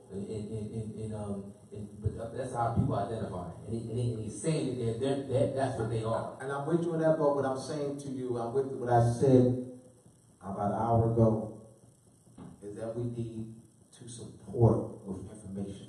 I got you. Yeah. We know that they're saying that, we know that Black Lives Matter, the clock is for, we got to support them with information. Right. So we got to embrace them. We got to support them with information. I don't want us to stick our nose up and all that. Oh, no. Yeah, I'm saying, I'm not talking, I'm just saying that it's for those who think, who have that mentality, they better than Moors who are unconscious. They stick, I've seen it, bro. I've seen it for over 25 years, bro. I'm not making something up that I've seen it, bro. Yeah. You got nationalized Moors who are self-righteous, who think they're better than our brothers and sisters who are unconscious. And we have to eradicate that BS mentality. Well, it sounds like what you're saying is I haven't been able to, I'm not something to witness that, but so someone from the outside looking in and not even having knowledge of the Moors, but noticing that this pattern. You know what I'm saying? It's a pattern that they routinely break down. It's like I found out that they abolished the consular court in 69, 59. Whatever year, so what they did was when they abolished the consular court, they so-called gave them the civil rights. Civil rights is not a right. Civil rights is a privilege. So if you give your rights for a privilege, you lose your rights. But the major first issue at hand is that We got to bring our people back into the constitutional form of government by teaching about their nationality. Yeah, I hear about the I don't want to address that, brother. I want to address the issue of bringing our people, teaching our people about their nationality. I agree. Nationality. But that. But I'm just saying how we broke things down. We need numbers. Right. The issue we lacking numbers. We had our own schools. Yeah, we lacking numbers. We're lacking organized numbers. I'm not talking about 10,000 views on YouTube. I'm talking about organized numbers. That's not organized numbers. Organized numbers where 10,000 are working together for a common goal, putting their funding up, whatever. And organized numbers. Organized 7,000. Organized 10,000. Organized 20,000. Organized. I agree. It's not. The views are not going to affect you with change. It's organized numbers of people that are working together in a common goal, united, organized numbers. We need that. That is what we're lacking in this Moorish movement. We need organized numbers. This is the way in which you get it. This is the process. So I understand that. But at some point, we have to organize the people. Nationalize them and organize them into government structure. We have to organize numbers. Nothing's done without that. Organization. Well,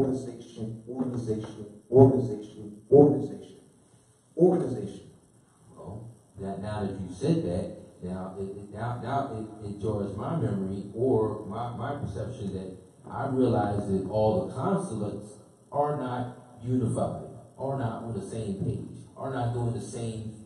Well, that's another. I'm not going to address that issue because I don't have any. Well, that's your observation. All right, your observation is that. If I call one consulate, I'm not. No. I mean, that's your observation. You said about organization. So how can an organization when there's no organization amongst the consulates? I'm saying that is your observation. Okay. I'm not. All I'm saying is that is your observation. All right, you're expressing your observation. All right, and I don't have that observation, so I can't verify it. I hear you, brother. Right. My personal. All I can say is that is your observation. Right. Any other questions? All right, let me. So I got a good hour. So I've given this lesson about maybe 7 times already, maybe 5 or 6 times, but I've done it at the beginning of the class. And so those who are listening now may have not seen it unless they've gone back. All right. Happy Holy Day. Why is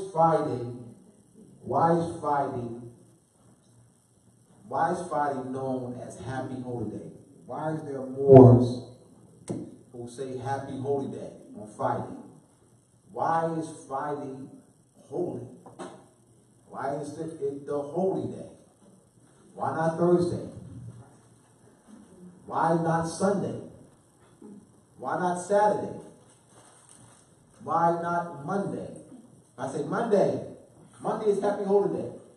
And you say, no, it's not, Abdullah, it's Friday. And I ask you, well, why is Friday happy? So why is Friday Happy Holy Day and not Monday? If I say Thursday, Happy Holy Day, yours on Thursday, Abdullah, well, Friday's Happy Holy Day. And I say, well, why? So why is Friday Happy Holy Day and not Thursday? Could you say, well, because it is? Well, not a good answer. Not a good answer. Because Drew Ali said, not a good answer. To say Drew Ali said it's not a good answer. It's not a good answer. It's not. It's not a good answer. Because that's not perpetual. Because there's no science in that. That's not perpetual. When you say, because duality said. Well, why? Why did duality say? I asked that. Well, why did duality say? It happened one day. Now I'll answer. You can say because duality said. Well, why did you say Friday's happened over there? I don't know. Thank you for the answer. Good. All right, let me tell you that. Start off with the etymology of the word Friday. That's what it is. All right. The etymology of the word Friday. That's what we start off. FY is Frida, an old Norse. Etymology, that's all. It is the fertility goddess. It's the Old Norse fertility goddess that is for the planet Venus. Frida is the planet Venus. All right, now I put you, all right. Now, that's something solid. Fertility. So why is Venus associated with fertility and holy day? What makes it holy? What makes it holy? Now you go into the Mayan calendar. The Mayan calendar, you'll find that it's a Venus calendar. And Venus is very important when it relates to agriculture. The Mayan calendar calculated the cycles of Venus. A meticulous calendar, the Germans took one of the 5 calendars, Mayan calendars, out of Mexico, and it's now housed in the Royal Museum in Dresden, Germany, where it's been housed since 1717.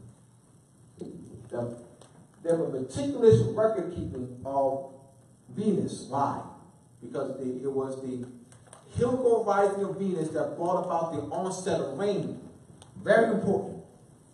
You had to calculate when Venus would rise and when the rain will come. So you know when to plant. Very important. So it's not some worshiping anything. It's a knowledge base in astronomy. No worshiping nothing. That's why. So Friday, what Juali was doing was giving us, referencing this knowledge of Venus and how society was governed by Venus. The onset of rain is called the heliacal rising of Venus, which brings about the onset of rain. It was meticulously calculated. That's why Friday is the holy day. So now people will not be Paul parents. Happy holiday, Moors. Happy holiday, Moors. We have a astronomical knowledge of why it's holy. Continue.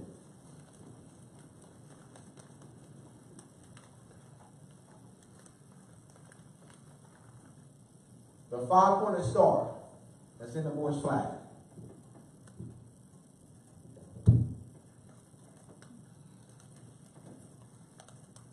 "263 days, Venus is the morning star. Well, what that means is Venus rises before dawn. Venus rises before the sun. That's what makes it the morning star. It rises in the east. Each star rises in the east before the sun for 263 days. 50 days where Venus is invisible. Venus is invisible.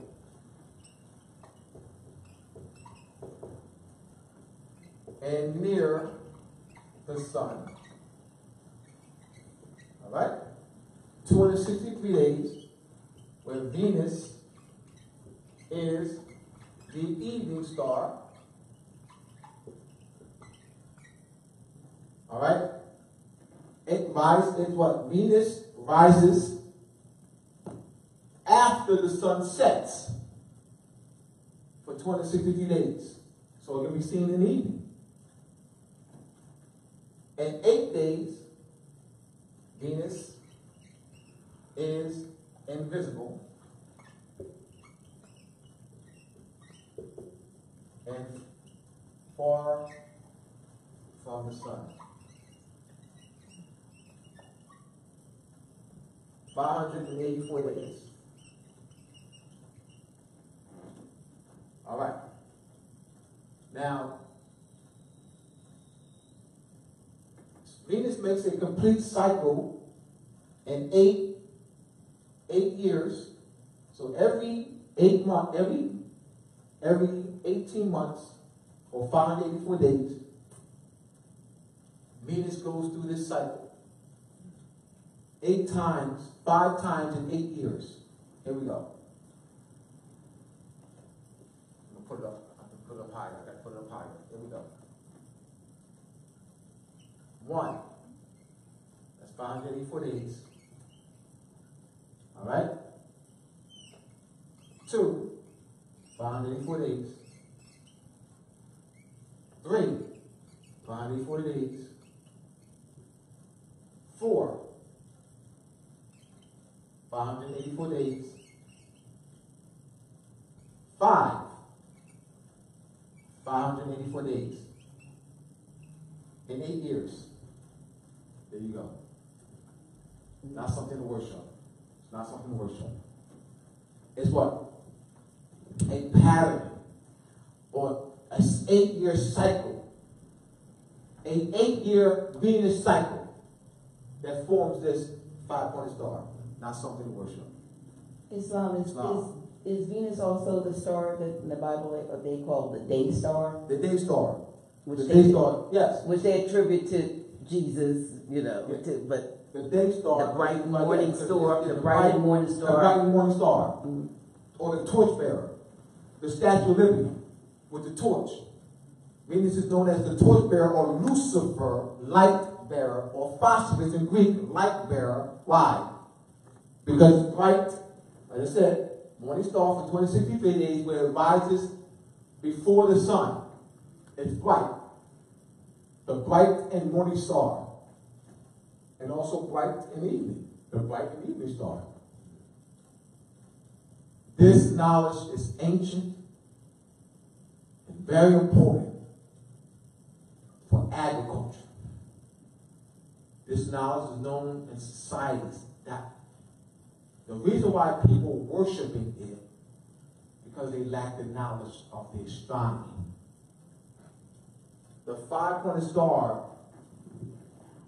the origin of the 5-pointed star is not this flag. That's not the origin of it. It's what? In the sky.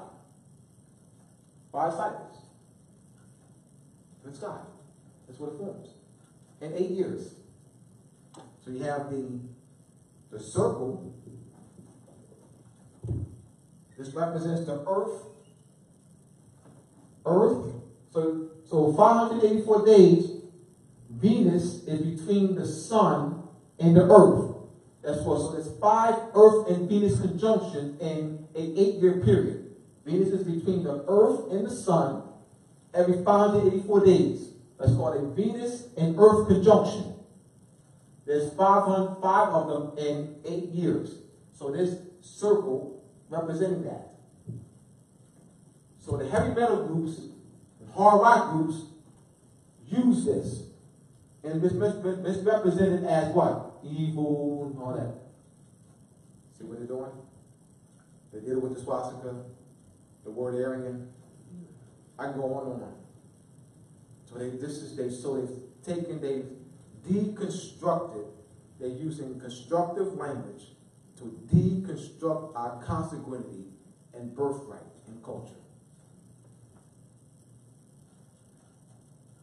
Making us evil.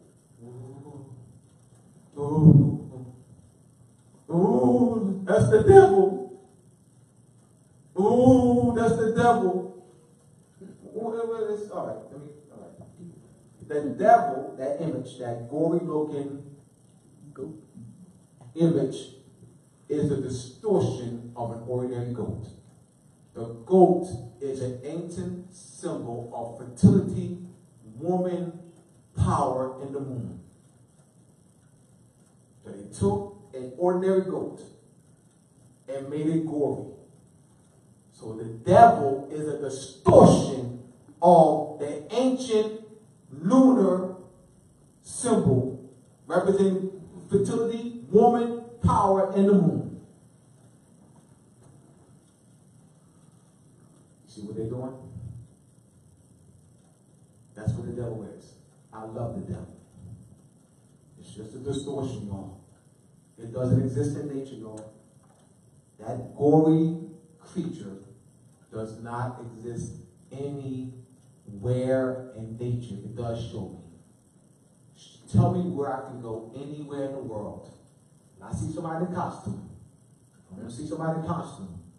Where can I go anywhere on this planet and see that creature? But I can take you to see a goat. You can't take me to see. You can't take me anywhere to see that creature. So what are you afraid of? It doesn't exist in nature, but the goat does. Look at it. It has horns. It's a goat. It's a goat that they distorted, made gory. That's all it is, fam. I mean, Ken. That's all it is. About that image that people think we've seen all our lives. So they took our ancient culture of the moon and Venus and distorted it. We built our society. We governed our lives around the moon and Venus. Our agriculture, planting, harvest around this. And that was a way of disrupting it. So they kept remnants of it, but they distorted it. They say this word, but people don't know that's the Sumerian name for the moon.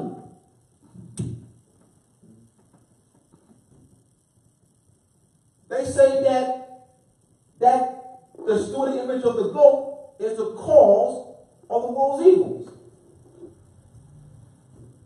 They say, they define this as a bad deed. Killing, lynching, and raping, and stealing, and that's what that means. That's the Sumerian name for the moon. Moon, English, lunate, Latin, sin, Sumerian. That's all that is. That's all that is. They distorted it. They use constructive language to deconstruct our consequences, our birthright, and our culture. That's what their claim to fame is. They didn't create anything. Don't say create. Don't use the word create. Say distort, cover up, plagiarize, but not create. Yes. Because I know you also have a background in Christianity and so forth, and studying for ministry at one time in your life. So you know how you run into a lot of people. Studying more so since I served my adult years. Yeah, well, me too, because now I'm seeing things different. But what I wanted to say is how the argument with many people is because we become so accustomed to, as Grandpa calls, the solid systems that have given us this sort of hope of because apparently as human beings, we are the only ones that preoccupy ourselves with our mortality rather. Animals and so forth, they just live and so forth, and they don't worry about if they gonna die. Trees don't worry about just us. So when people are considering this knowledge, the first thing that they have a problem with and become fearful of is, well, what about my South air quotes, salvation, and what about Jesus, and what about life that, heaven versus hell? How do you, because a lot of things I see now in the Bible that I was taught, and I taught as a preacher as being, the spiritual, religious, whatever, which was part of the dogmatic system. I see it in a totally different context now. Like we see things astronomically. I see some things as extraterrestrial. People are afraid to walk away or have a different perspective about what we have been given dogmatically to believe. And because of that, may not want to even, they don't want to deal with this because they're afraid that somehow it's going to send them to hell. Yes. Air quotes. See, it's the false concepts. It's the distortion that they're wrestling with. So when you present this information, I'm presenting this information to them, they're measuring it up with the distortion. They're measuring up what they've been indoctrinated with. They see this as not real, but what they've been indoctrinated with as real. And you're saying that they have this heaven and hell. Mm-hmm. Hell is the sun. Right. So they could be conditioned that hell is a place and heaven is a place, and not state of minds. On hell, heglig, which means helios, coming from the Greek helios, which means burn, is the sun. So hell, holy, are in the same family. Hallelujah. Sun. The name of the sun in Greek. So they're thinking that their souls are going to go to a place called hell, but they're bad and just killing and all that and distortion and not, if they're not saved, and, and then if they're saved, they're going to, go to heaven. That's what they've been taught. They have not been taught the state of mind, the conditions, the higher state of higher self and lower self. They have not been taught these lessons. They've not been taught, that they've been taught that their body, that the concept of death is no more, as opposed to, are you doing the transition? Like you have your solid, your ice cube, then you have your water, and then what? Vaporizer, steam. Just different forms. No, it's steam. Where does steam go? It's still there. The particles are still there. So they haven't been taught that. Dr. Nayala, that would take time.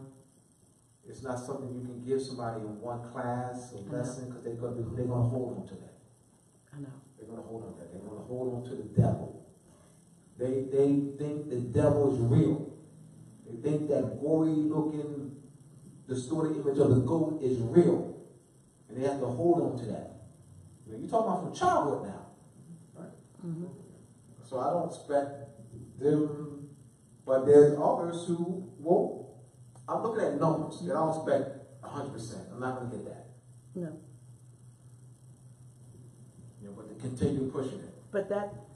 It just appears to be time. It's a process. One of the largest deterrents to this truth is to the religious the folks that are dogmatic in their religious beliefs, and those are the ones that are like this is up. They think this knowledge is of the devil. They think this is satanic. Absolutely.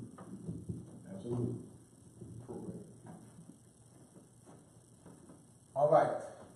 Christmas. Christmas is coming up.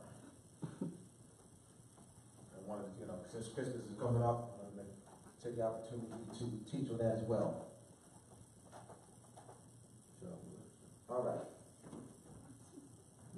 Does our listeners, I'm asking a question, what is Christmas to those who are listening? Yes, Somebody answer, what is Christmas?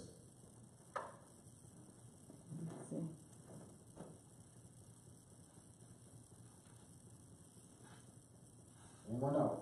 What is Christmas? No one said anything yet.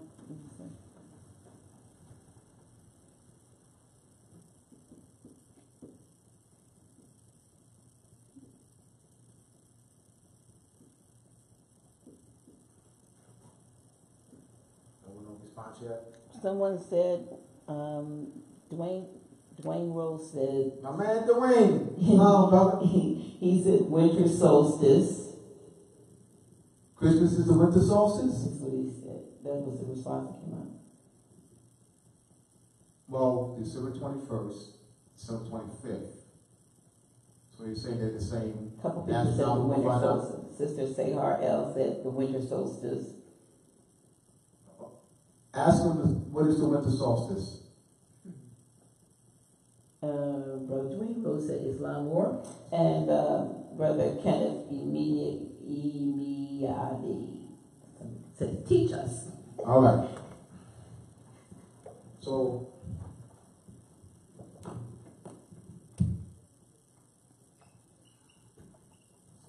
winter solstice, I'll do both because somebody, so December 20. I'll put the date up first. Oh, fine. All right. Islam. December 21st. How y'all doing? December 21st in the Northern Hemisphere. And Christmas, December 25th. And then you had somebody else that posed a question to you. He said, what is New Year? All right. So December 21st. Here's another response. The dying and rising of the sun. All right, which one is which? They had the S-U-N. Yes, absolutely. So they're correct. Mm-hmm. Which one is the dying? Ask them to distinguish. They're correct. And then somebody else said when the sun starts to move back north after sitting still in the Crux constellation for 3 days. They got it. That's it. So winter solstice is the dying of the sun. And you're saying what? Christmas is the birth or rising. Birth or rising. Oh, they must have been listening to me then. Rising of the sun. So December 21st in the Northern Hemisphere, this hemisphere, winter solstice is the dying of the sun. Christmas, which is the birth or rising of the sun. That is correct. That is correct.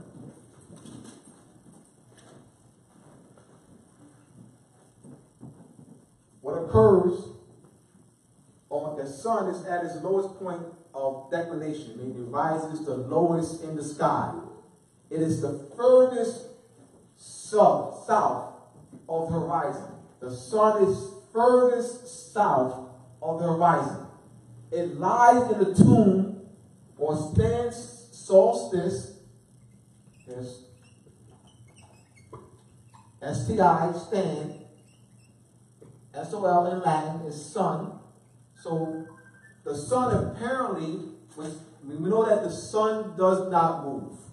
So it's the apparent motion of the sun. That's what we're talking about. The apparent motion of the sun.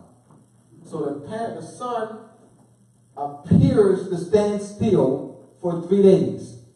After being at its lowest southerly point, it appears to stand still for 3 days. And it begins its northerly trek. After the 3rd day, Jesus or the sun rises again from the dead. Begins its northerly trek, December 25th. So the death of the sun is December 21st. The birth of the sun is December 25th. So 2 different astronomical phenomena. They're not the same. So Christmas is not the death of the sun. Christmas is the birth of the sun. The winter solstice is what? The death of the sun. So the concept of the crucified Savior is this: Soli Victus, the conquering Son. So this is the conquering Son, Sol Invictus, the Son being conquered from this lower state of declination. And now what? Being born again. So the stories of Jesus dying on the cross is true astronomically. There's a book called 16 Crucified Saviors by Percy Grady. This one culture, y'all, one culture. The concept of a crucified Savior is known throughout the world, but this is the crucified Savior. The crucified Savior, Krishna, Apollo, Jesus, Buddha, Confucius. The same story, y'all. Where does this different culture come from? Oh, Europeans, misrepresentation. Oh, that's where it comes from. I mean, and it's false. It's a false paradigm. It's a false paradigm. Yes. Brother Michael Muhammad Bey says, is Christmas related to the star system Sirius? There's some relationship there. I mean, yes. But let's focus on the sun. Christmas is the birth of the sun. I want them to be clear on that. Let me explain the summer solstice. On June 21st in the Northern Hemisphere, there's 2 points where the sun is at its outer limits. That's the summer solstice, June 21st, and the winter solstice. Our ancestors charted this 1,000 years ago. We charted the equinoctial points, where the 2 points where the sun crosses the equator at March 21st, the vernal equinox, and September 23rd, the autumnal equinox. Those are 2 points where the sun crosses the equator. There's 2 points where the sun is at its outer limits. It's for the northerly point, the summer solstice. It's for the southerly point, the winter solstice. This was known throughout the world. Sunstone circles are a calendar. Stonehenge, a calendar. There are thousands of sunstone circles all over the world.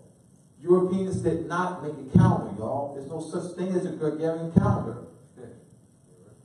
The sunstone circles with 4 openings. That's a calendar. That's literally a calendar. Most people do not know what a calendar is. What constitutes a calendar? What goes into making a calendar? What is the epistemology, origin of a calendar? Most people do not know that. They see a calendar as a booklet with numbers on it. I don't see a calendar like that. I don't see that. I don't see a calendar that way. Booklet with January, February, March, April, May, June, July. I see this. I see sunstone circles. I see charting the summer solstice, winter solstice. That's the count. That's ancient knowledge. We charted that. That was known throughout the world. On June 21st, that is the longest day of the year, the sun is at its highest point of elevation. It rises highest in the sky, the longest day of the year. It appears to stand still for 3 days. Now, what occurs? Days begin to get shorter. So you have, throughout July, every 7 days, I've done the calculation. Every 7 days, the days get shorter by, we're talking about sunlight, by 10 to 12 minutes. Every 7 days. Throughout July, August, September, October, November, first week of January, December, second week of December. All right, now we get into the third week of December. The summer solstice, the sun dies now. It's at its lowest point. Remember, it's on lower and lower. Lower and lower. Lower and lower in July, August, September. On the equinox, September 23rd, equal day equinox, you have about 12 hours and some change of daylight and 11 hours and change of darkness. All right? That'll continue. Days will continue to get shorter and shorter. So there are 2 points that mark that. The winter solstice and summer solstice are that mark those change, those shifts, where it marks where the days begin to get shorter, and marks the days when the days begin to get longer. This knowledge was known. This is ancient world knowledge. This is the basis of a calendar. This is the basis of a solar calendar. It's not a booklet. First, you don't start with a booklet. You got a chart first. Don't start with a booklet. That's fakely. That's Johnny come lately booklet. You chart first. You have to chart. You have to observe, chart, calculate. Put your pole. All right? You put your pole in open field. See where the sun casts its shadow off the pole. That has to be done. Then you have your sunstone circles marking the winter solstices and the equinoctial points. That's your calendar. Stonehenge is the calendar. Marking the winter solstice and the summer solstice. That's a calendar. Oh, you thought just a booklet. Oh, you thought a booklet was a calendar. You thought the beginning of a calendar was a booklet. Oh, that's what you thought. You thought that the Europeans made a calendar. Oh, that's what you thought. You thought there was some Gregorian calendar that existed. You thought there was some Julian calendar that existed. Oh, you thought the Europeans made a calendar. Oh, that's what you thought. How do you know there ain't no such a thing as Europeans didn't make no calendar? Because I know what constitutes a calendar. I know what constitutes a calendar. I know that they make no calendar. I can refute that. Refute that. You know Gregorian calendar? What Gregory did in 1582.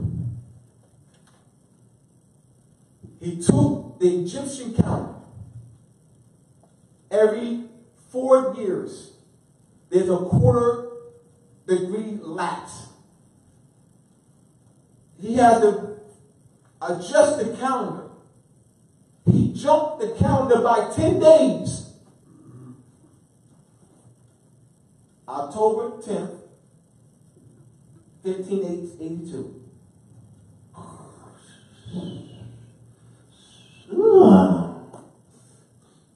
Next day, October 20th, 1582. Jump it down by 10 days. Because you got to keep adjusting. You got to be making adjustments off a pre-existing calendar. That's what they call a Gregorian calendar. That's all that is. They didn't make no calendar. They Johnny come Johnny come lately. And for the life of me, these Afrocentric folks keep saying the Europeans got some powerful culture somewhere. They say on one breath that they conquered us. They say on one breath they stole everything from us. Yet they say there's some European culture just out there somewhere. How in the world? How can both be true? How is it you say that we developed civilization? European conquerors. Europeans stole our stuff from us. Yet then you say this is European culture. How can it both be true?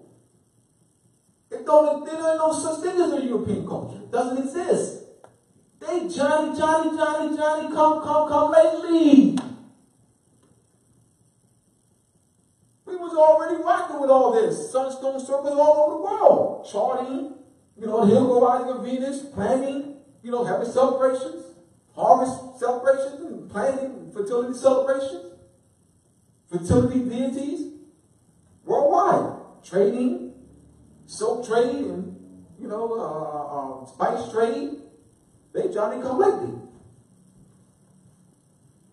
But of course they tell us that they got some culture somewhere else. European holidays, European this, European calendars. Everything got our own calendars. Everything got our own holidays. Now, excuse me, y'all, we got them. We got them. You're already practicing your culture.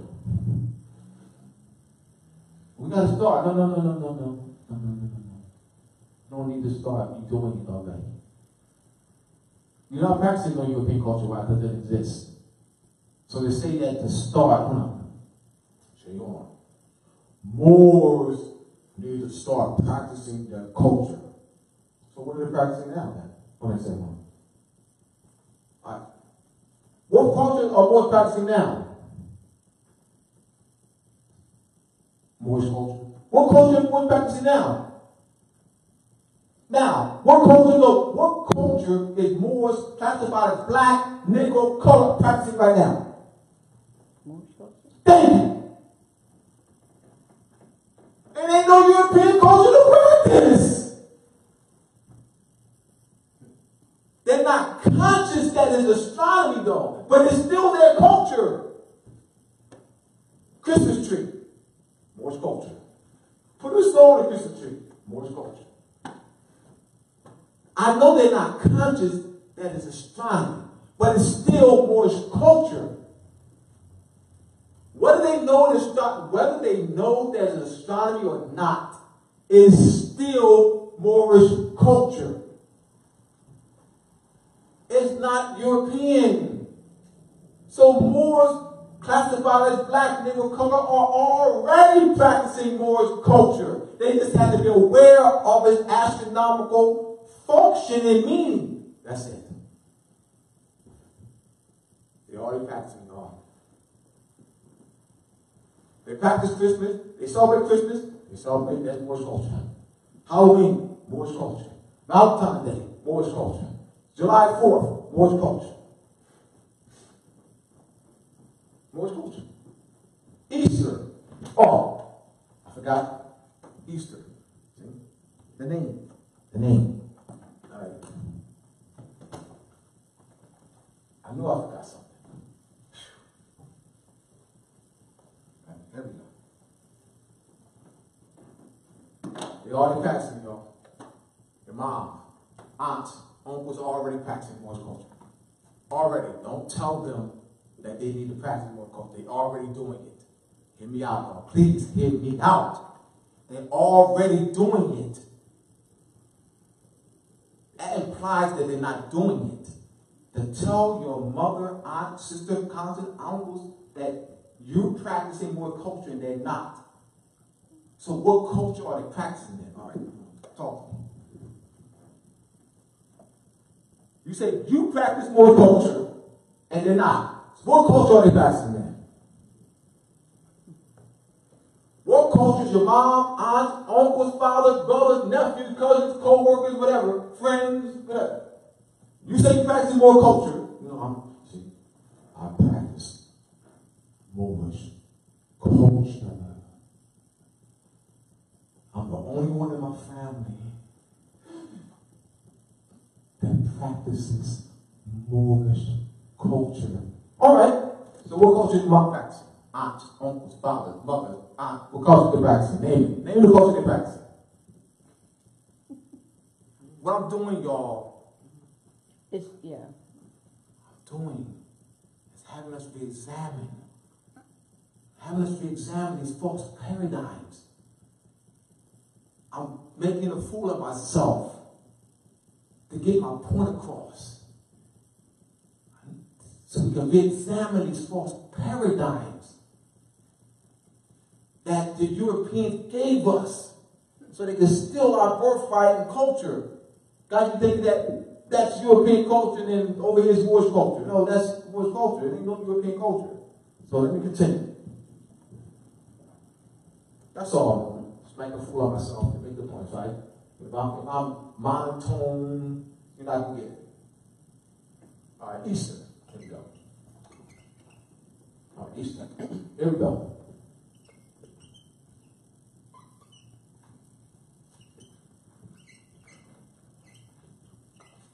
Ashton. Name Easter. Where did the name Easter come from? That mountain name Easter. Canaanite. Alright? Ishtar. Babylonian. Same name now. Just transliterated. They didn't create this. It's called a transliteration. Alteration. All right. Across the letter. All right. Canaanite. Babylonian. Astarte. Phoenician. Is that spelled? No.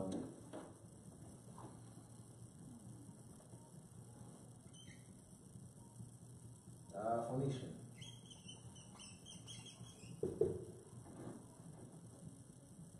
You have Easter and Esther. All right? Where's the European culture at? So this is Venus right here.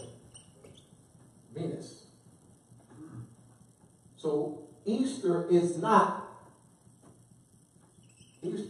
this.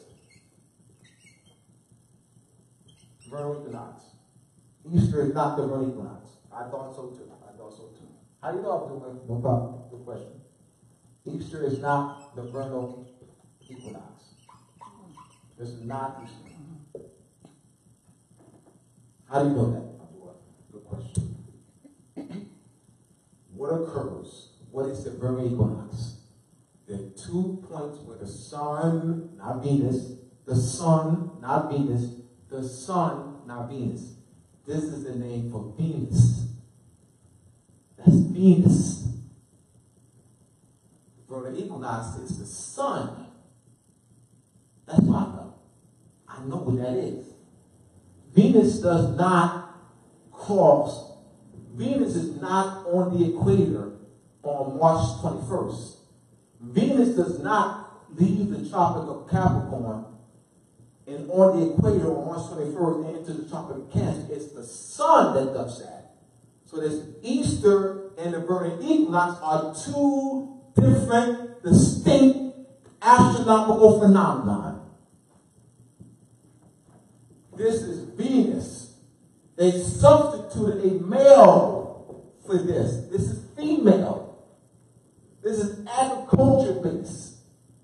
Females were Venus was personified as a woman. Why? Because of its agricultural connection. Helical rising of Venus brings about the onset of rain, which was needed for the agriculture and corn maize to grow.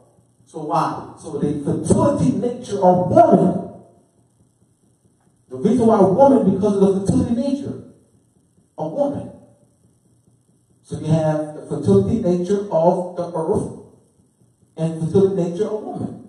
Why would you use a male? Why would I use a male figure for Easter? Why would I use a male figure for Easter? Huh? A male. Women. Fertility. You have the breast as colostrum. So the breast also feeds as colostrum. Women, the fetus, you have the placenta and umbilical cord.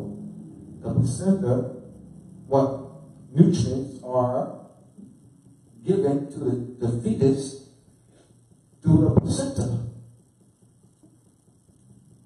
How would I use a male? We didn't use a male. We didn't use a male. The Europeans supplanted the female deities or statuettes and replaced it with a male. We didn't use a male.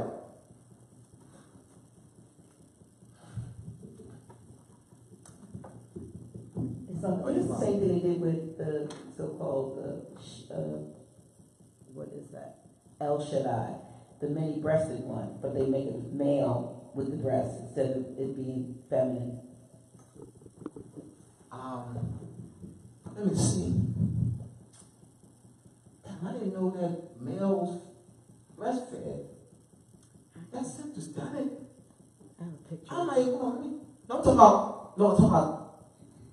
by the night out. I'm saying today. I'm talking about today. I didn't know males breastfed 10 years ago, 20 years ago, 30 years ago, 40 years ago, 60 years ago, 100 years ago, 20 years ago, or even today. Do males breastfeed today? See, I'm saying, we know how epistemology. How one knows knowledge. No problem. Someone says, do males breastfeed today? Epistemology, how one knows knowledge. How I know what I'm saying is true. Do women breastfeed today? Women breastfeed today. As you speak right now, women are breastfeeding. It's y'all.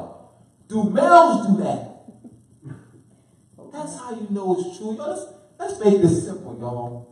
Oh, let's make this simple. And someone says you don't know what you talk about. No problem. No problem. I don't know what I'm talking about. No, fine with that. Fine with that. Do you know any males that breastfeed?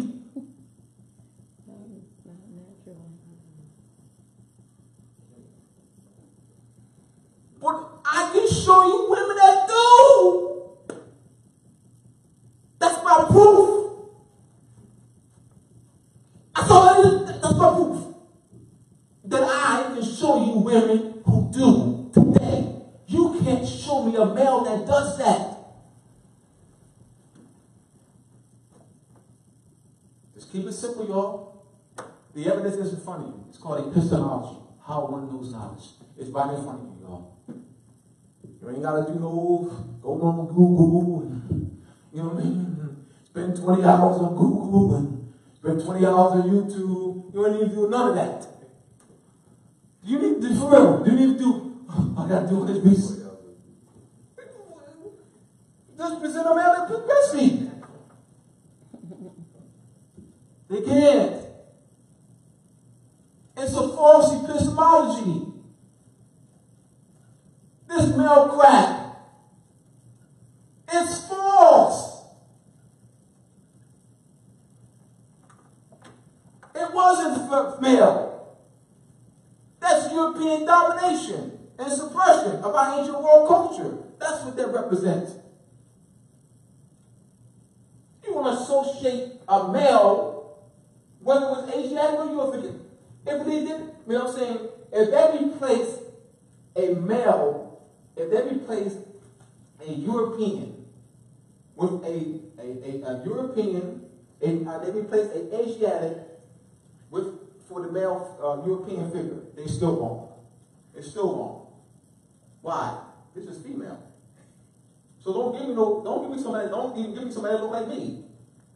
Don't give me someone that looks like me and associate someone that looks like me with this word Easter. That's still wrong. That's still wrong. Why?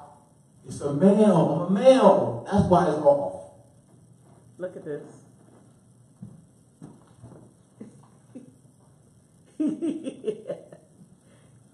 Put that on the camera. Let me see if we get it on the camera. Yeah, put it on camera. They got a male. Hold it up. Yes. Let me see if you can see. Is it on camera now? Let me see. Right here. I got you. There, up there. Put it up there. Yes. Now, is this epistemology? Is this true though? Oh, you gotta hit the. Or is this an airbrush? It's probably airbrush, but. Oh, you know. But it's just the fact. Or he had surgery. Is this natural? It's no, it is not natural. That's what I'm saying. It's not natural. You know what I mean? What is it? It's a man with a breast. A child. But you already put up some. No, we know that. Yeah, but we already know that's not. But they want that to be exactly. But it's not natural though. No. Well, they had. They're not born with that. About a generation ago, they were talking about men being pregnant, and they would advertise that. But is it? I don't think it's possible. No. It's not natural. Brother, we're not. That's two different questions. It being possible, it being natural. Two different questions. Is it natural? Nope. No. All right. In order for it to be possible, it has to be done through artificial means. It's not natural. I'm talking about that which is natural.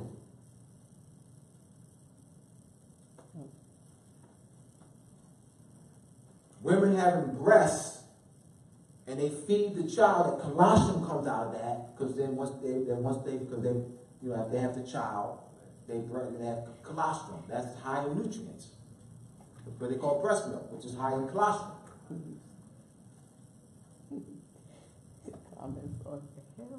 Any questions? We got about 10 minutes. Yes. So what's the result of them turning the males into females? Oh, the control. Turning the females. I know, yeah, controlling your mind. What you see today. The result is what you see today. The killing, what you see today. The not respecting woman, not respecting womanhood, not respecting. That's what the result is. Not seeing women as the nurturers of civilization. Seeing women as wholes and not respecting them. Seeing women as weak. That's the result. Yeah, that's the result.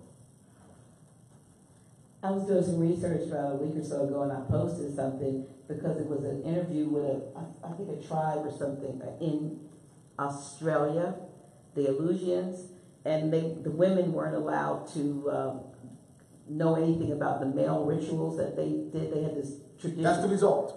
That's the result. That's the example of the result. Well, the women, they wouldn't let them know. They said it was secret, and they would have this ritual, and just the young men would go through it. So the people who were doing the actual research, the what do they call them?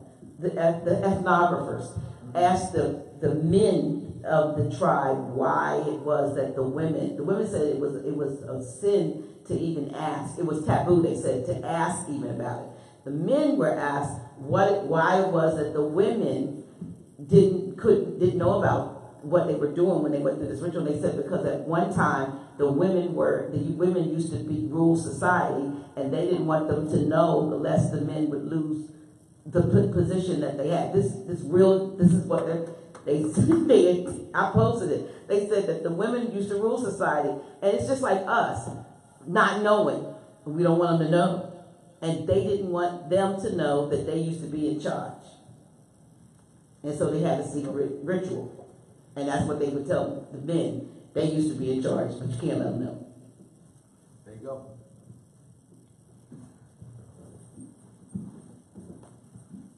Just to add to that is that from my perception and my personal observation is that what they've done is they've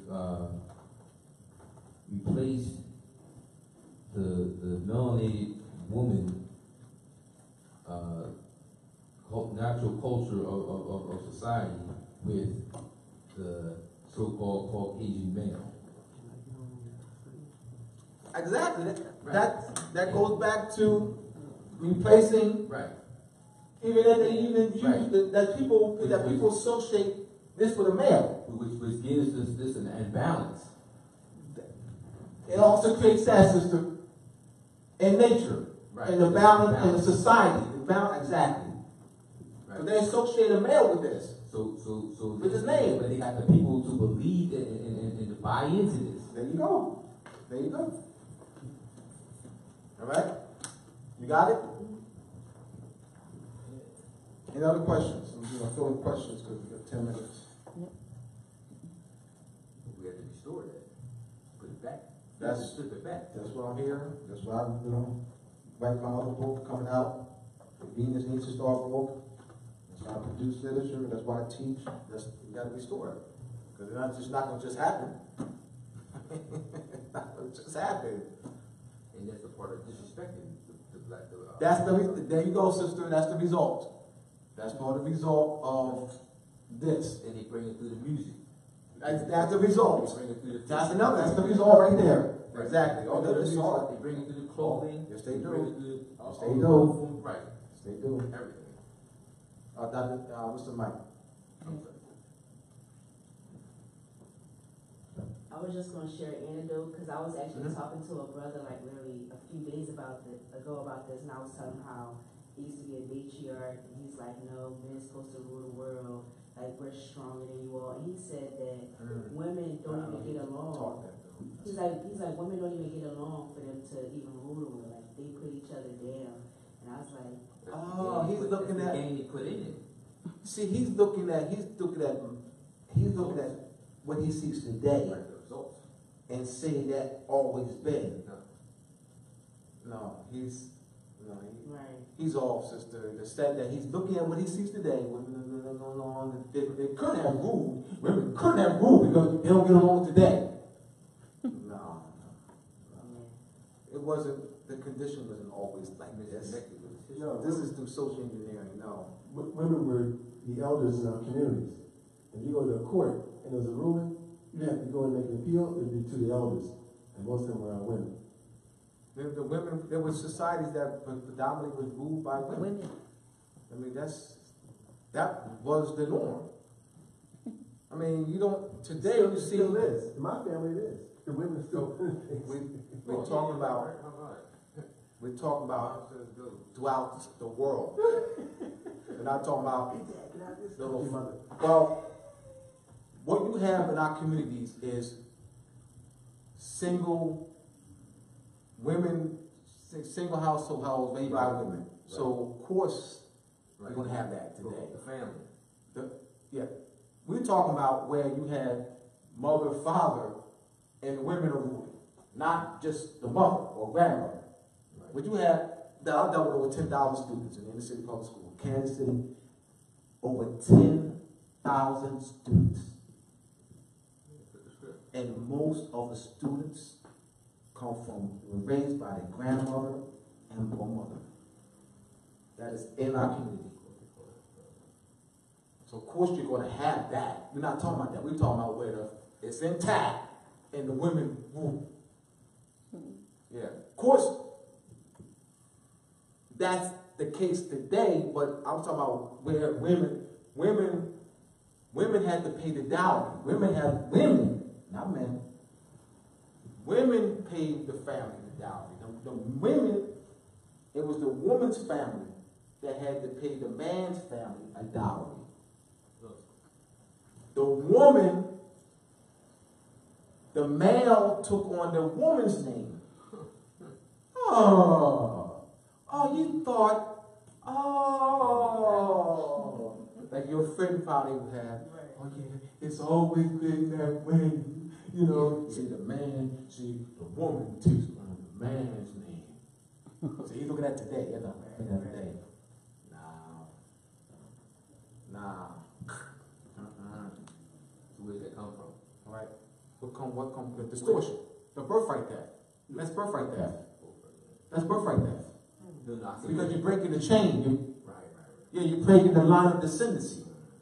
Yeah, because it's remember matrilineal. And so now, remember, matrilineal. Wealth passed down. So now you have women taking on the male's name. You break, that's birthright theft. That whole process is birthright theft. Not unless you do what's it called, a trust. No, when I'm talking about, brother, is I'm saying, you do a trust, it's the mother and then the son. You know what I'm saying? If I want to do a trust, I got to use my mother's name. right. But That's what I meant. I'm talking about the practice. I got you. Oh, Europeans do the same thing. The practice, what millions of people do, I'm gone. The thing for generations. When the woman takes on their husband's name. Right. I'm saying that wasn't the case. I'm talking about that practice. I'm talking about the actual practice of that. Where you have men will say, I want my son to have my name. No, that wasn't the case. Yeah, I'm talking about the actual practice of it. Yeah. And why did they do that? They didn't just do it just to do it. I want to make my point clear. Why was that done? To steal the birthright, because the wealth was passed down to the woman's side of the family. It was a society that was governed by women. The motive was to steal the birthright, to use constructive language and practices to deconstruct our consequences. That's why that was done. I don't want that to be lost. That's the motive for why. Why would the conquerors decide to do that in the first place? That's what I'm coming from. Why did they decide to do that in the first place? Chaos. But that's too general though. That's too general. It's what I said. You have to be, it's too general. It's chaos. It's still the birthright. You know what I'm saying? We want to get back to the birthright. Yeah, I want to say birthright. Because the chaos is created to steal the birthright. Because it's all about economics. If they wouldn't, because they wouldn't do it. If they're not going to benefit economically, Europeans ain't doing jack. They're not. Europeans ain't doing jack if they're not going to benefit economically. They wouldn't even enslave us. If there was no economic gain, Europeans wouldn't be enslaving us. Why do it? This is the point of doing it. It's the economic gain. It's all economics. It's all economics, bro. There's nothing more than that. Ain't nobody no hate. No. If it wasn't economically fruitful for them, they wouldn't even do it. I don't care about no hating you. What? Huh? You're not talking about the ignorant Europeans you may be working with. I'm talking about the rulers. I'm talking about those in control. Yeah, I ain't talking about them. I'm talking about, them clowns. I'm talking about those clowns. All right? All right. You go to get my book, Moors and Main Street, and also Masonic Compass Program, the Connection of Measurement and Timekeeping. Go to moorsandmainstreet.org. I'll put it on the board.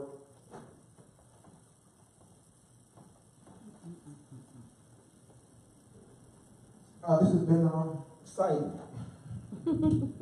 Engaging. Oh man, that's what I like. See, Moors. That's Moorish. So I like you engaging and basically, because I already know. I'm just sitting up talking. I already know that's not. I don't like that methodology. I don't like that method. People they're not engaged. Then they fall asleep or become disinterested, and that's through observation. I already know that. I think that's through observation.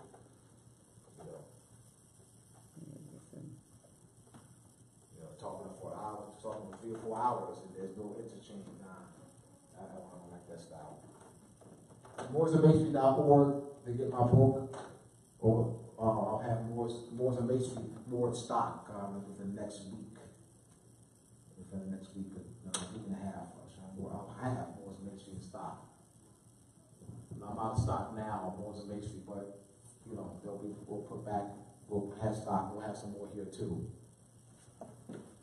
All right, Dr. Nye, want to close out with the announcements? Well, I want to thank our brother Abdullah for being here. Please help me thank him. Thank you so much.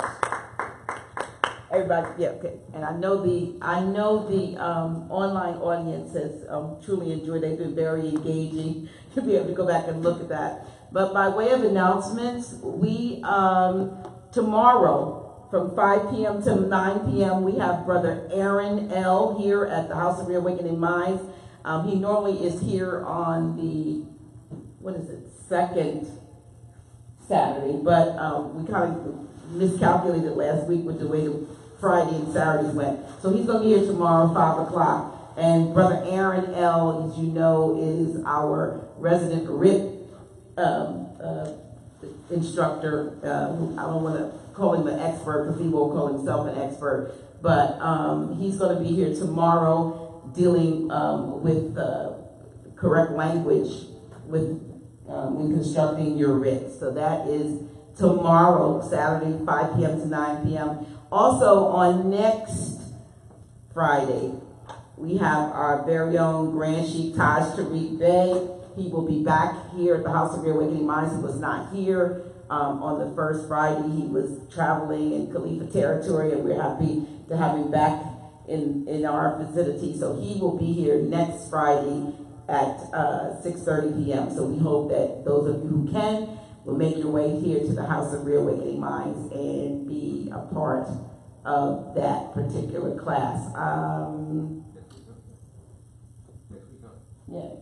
What's that date? Whatever that date is. It'll be whatever next week is. It's the 20th, right? Really? The 20th? It doesn't interfere with your Christmas or anything. It's the 20th. And also, I just wanted, by way of announcement, thank you. 21st. We also have a brand new donation PayPal link. I did post it on the during the while the class was going on. That's a new link specifically for donations. You can make a one-time donation, or it allows you to make whatever that donation is a regular monthly donation. So we appreciate those of you who support us on a regular basis, and we have created a specific donation PayPal link for you. It's also on our House of Reawakening Minds Facebook page. So that's a different link than we normally put up for PayPal. It is specifically for donations, and it does allow you to set up reoccurring payments. And I want to say thank you to the 2 or 3 people that I see have already done that and created their reoccurring donations to the House of Reawakening Minds. We greatly appreciate it. And we want to thank you all for being here with us. I know you're probably just looking at a blank screen, but we want to thank you for being here with us and sharing your time the way you do on a regular basis here at the House of Reawakening Minds. We love you, and we are hoping that one day soon we become that unified body that the brother was talking about, that we can all come together, put aside our differences, and work together for the common good of uplifting fallen humanity through love, truth, peace, justice, all of that stuff, freedom, whatever we need to unify, let us do it. We thank you so much, and have a great night. Islam.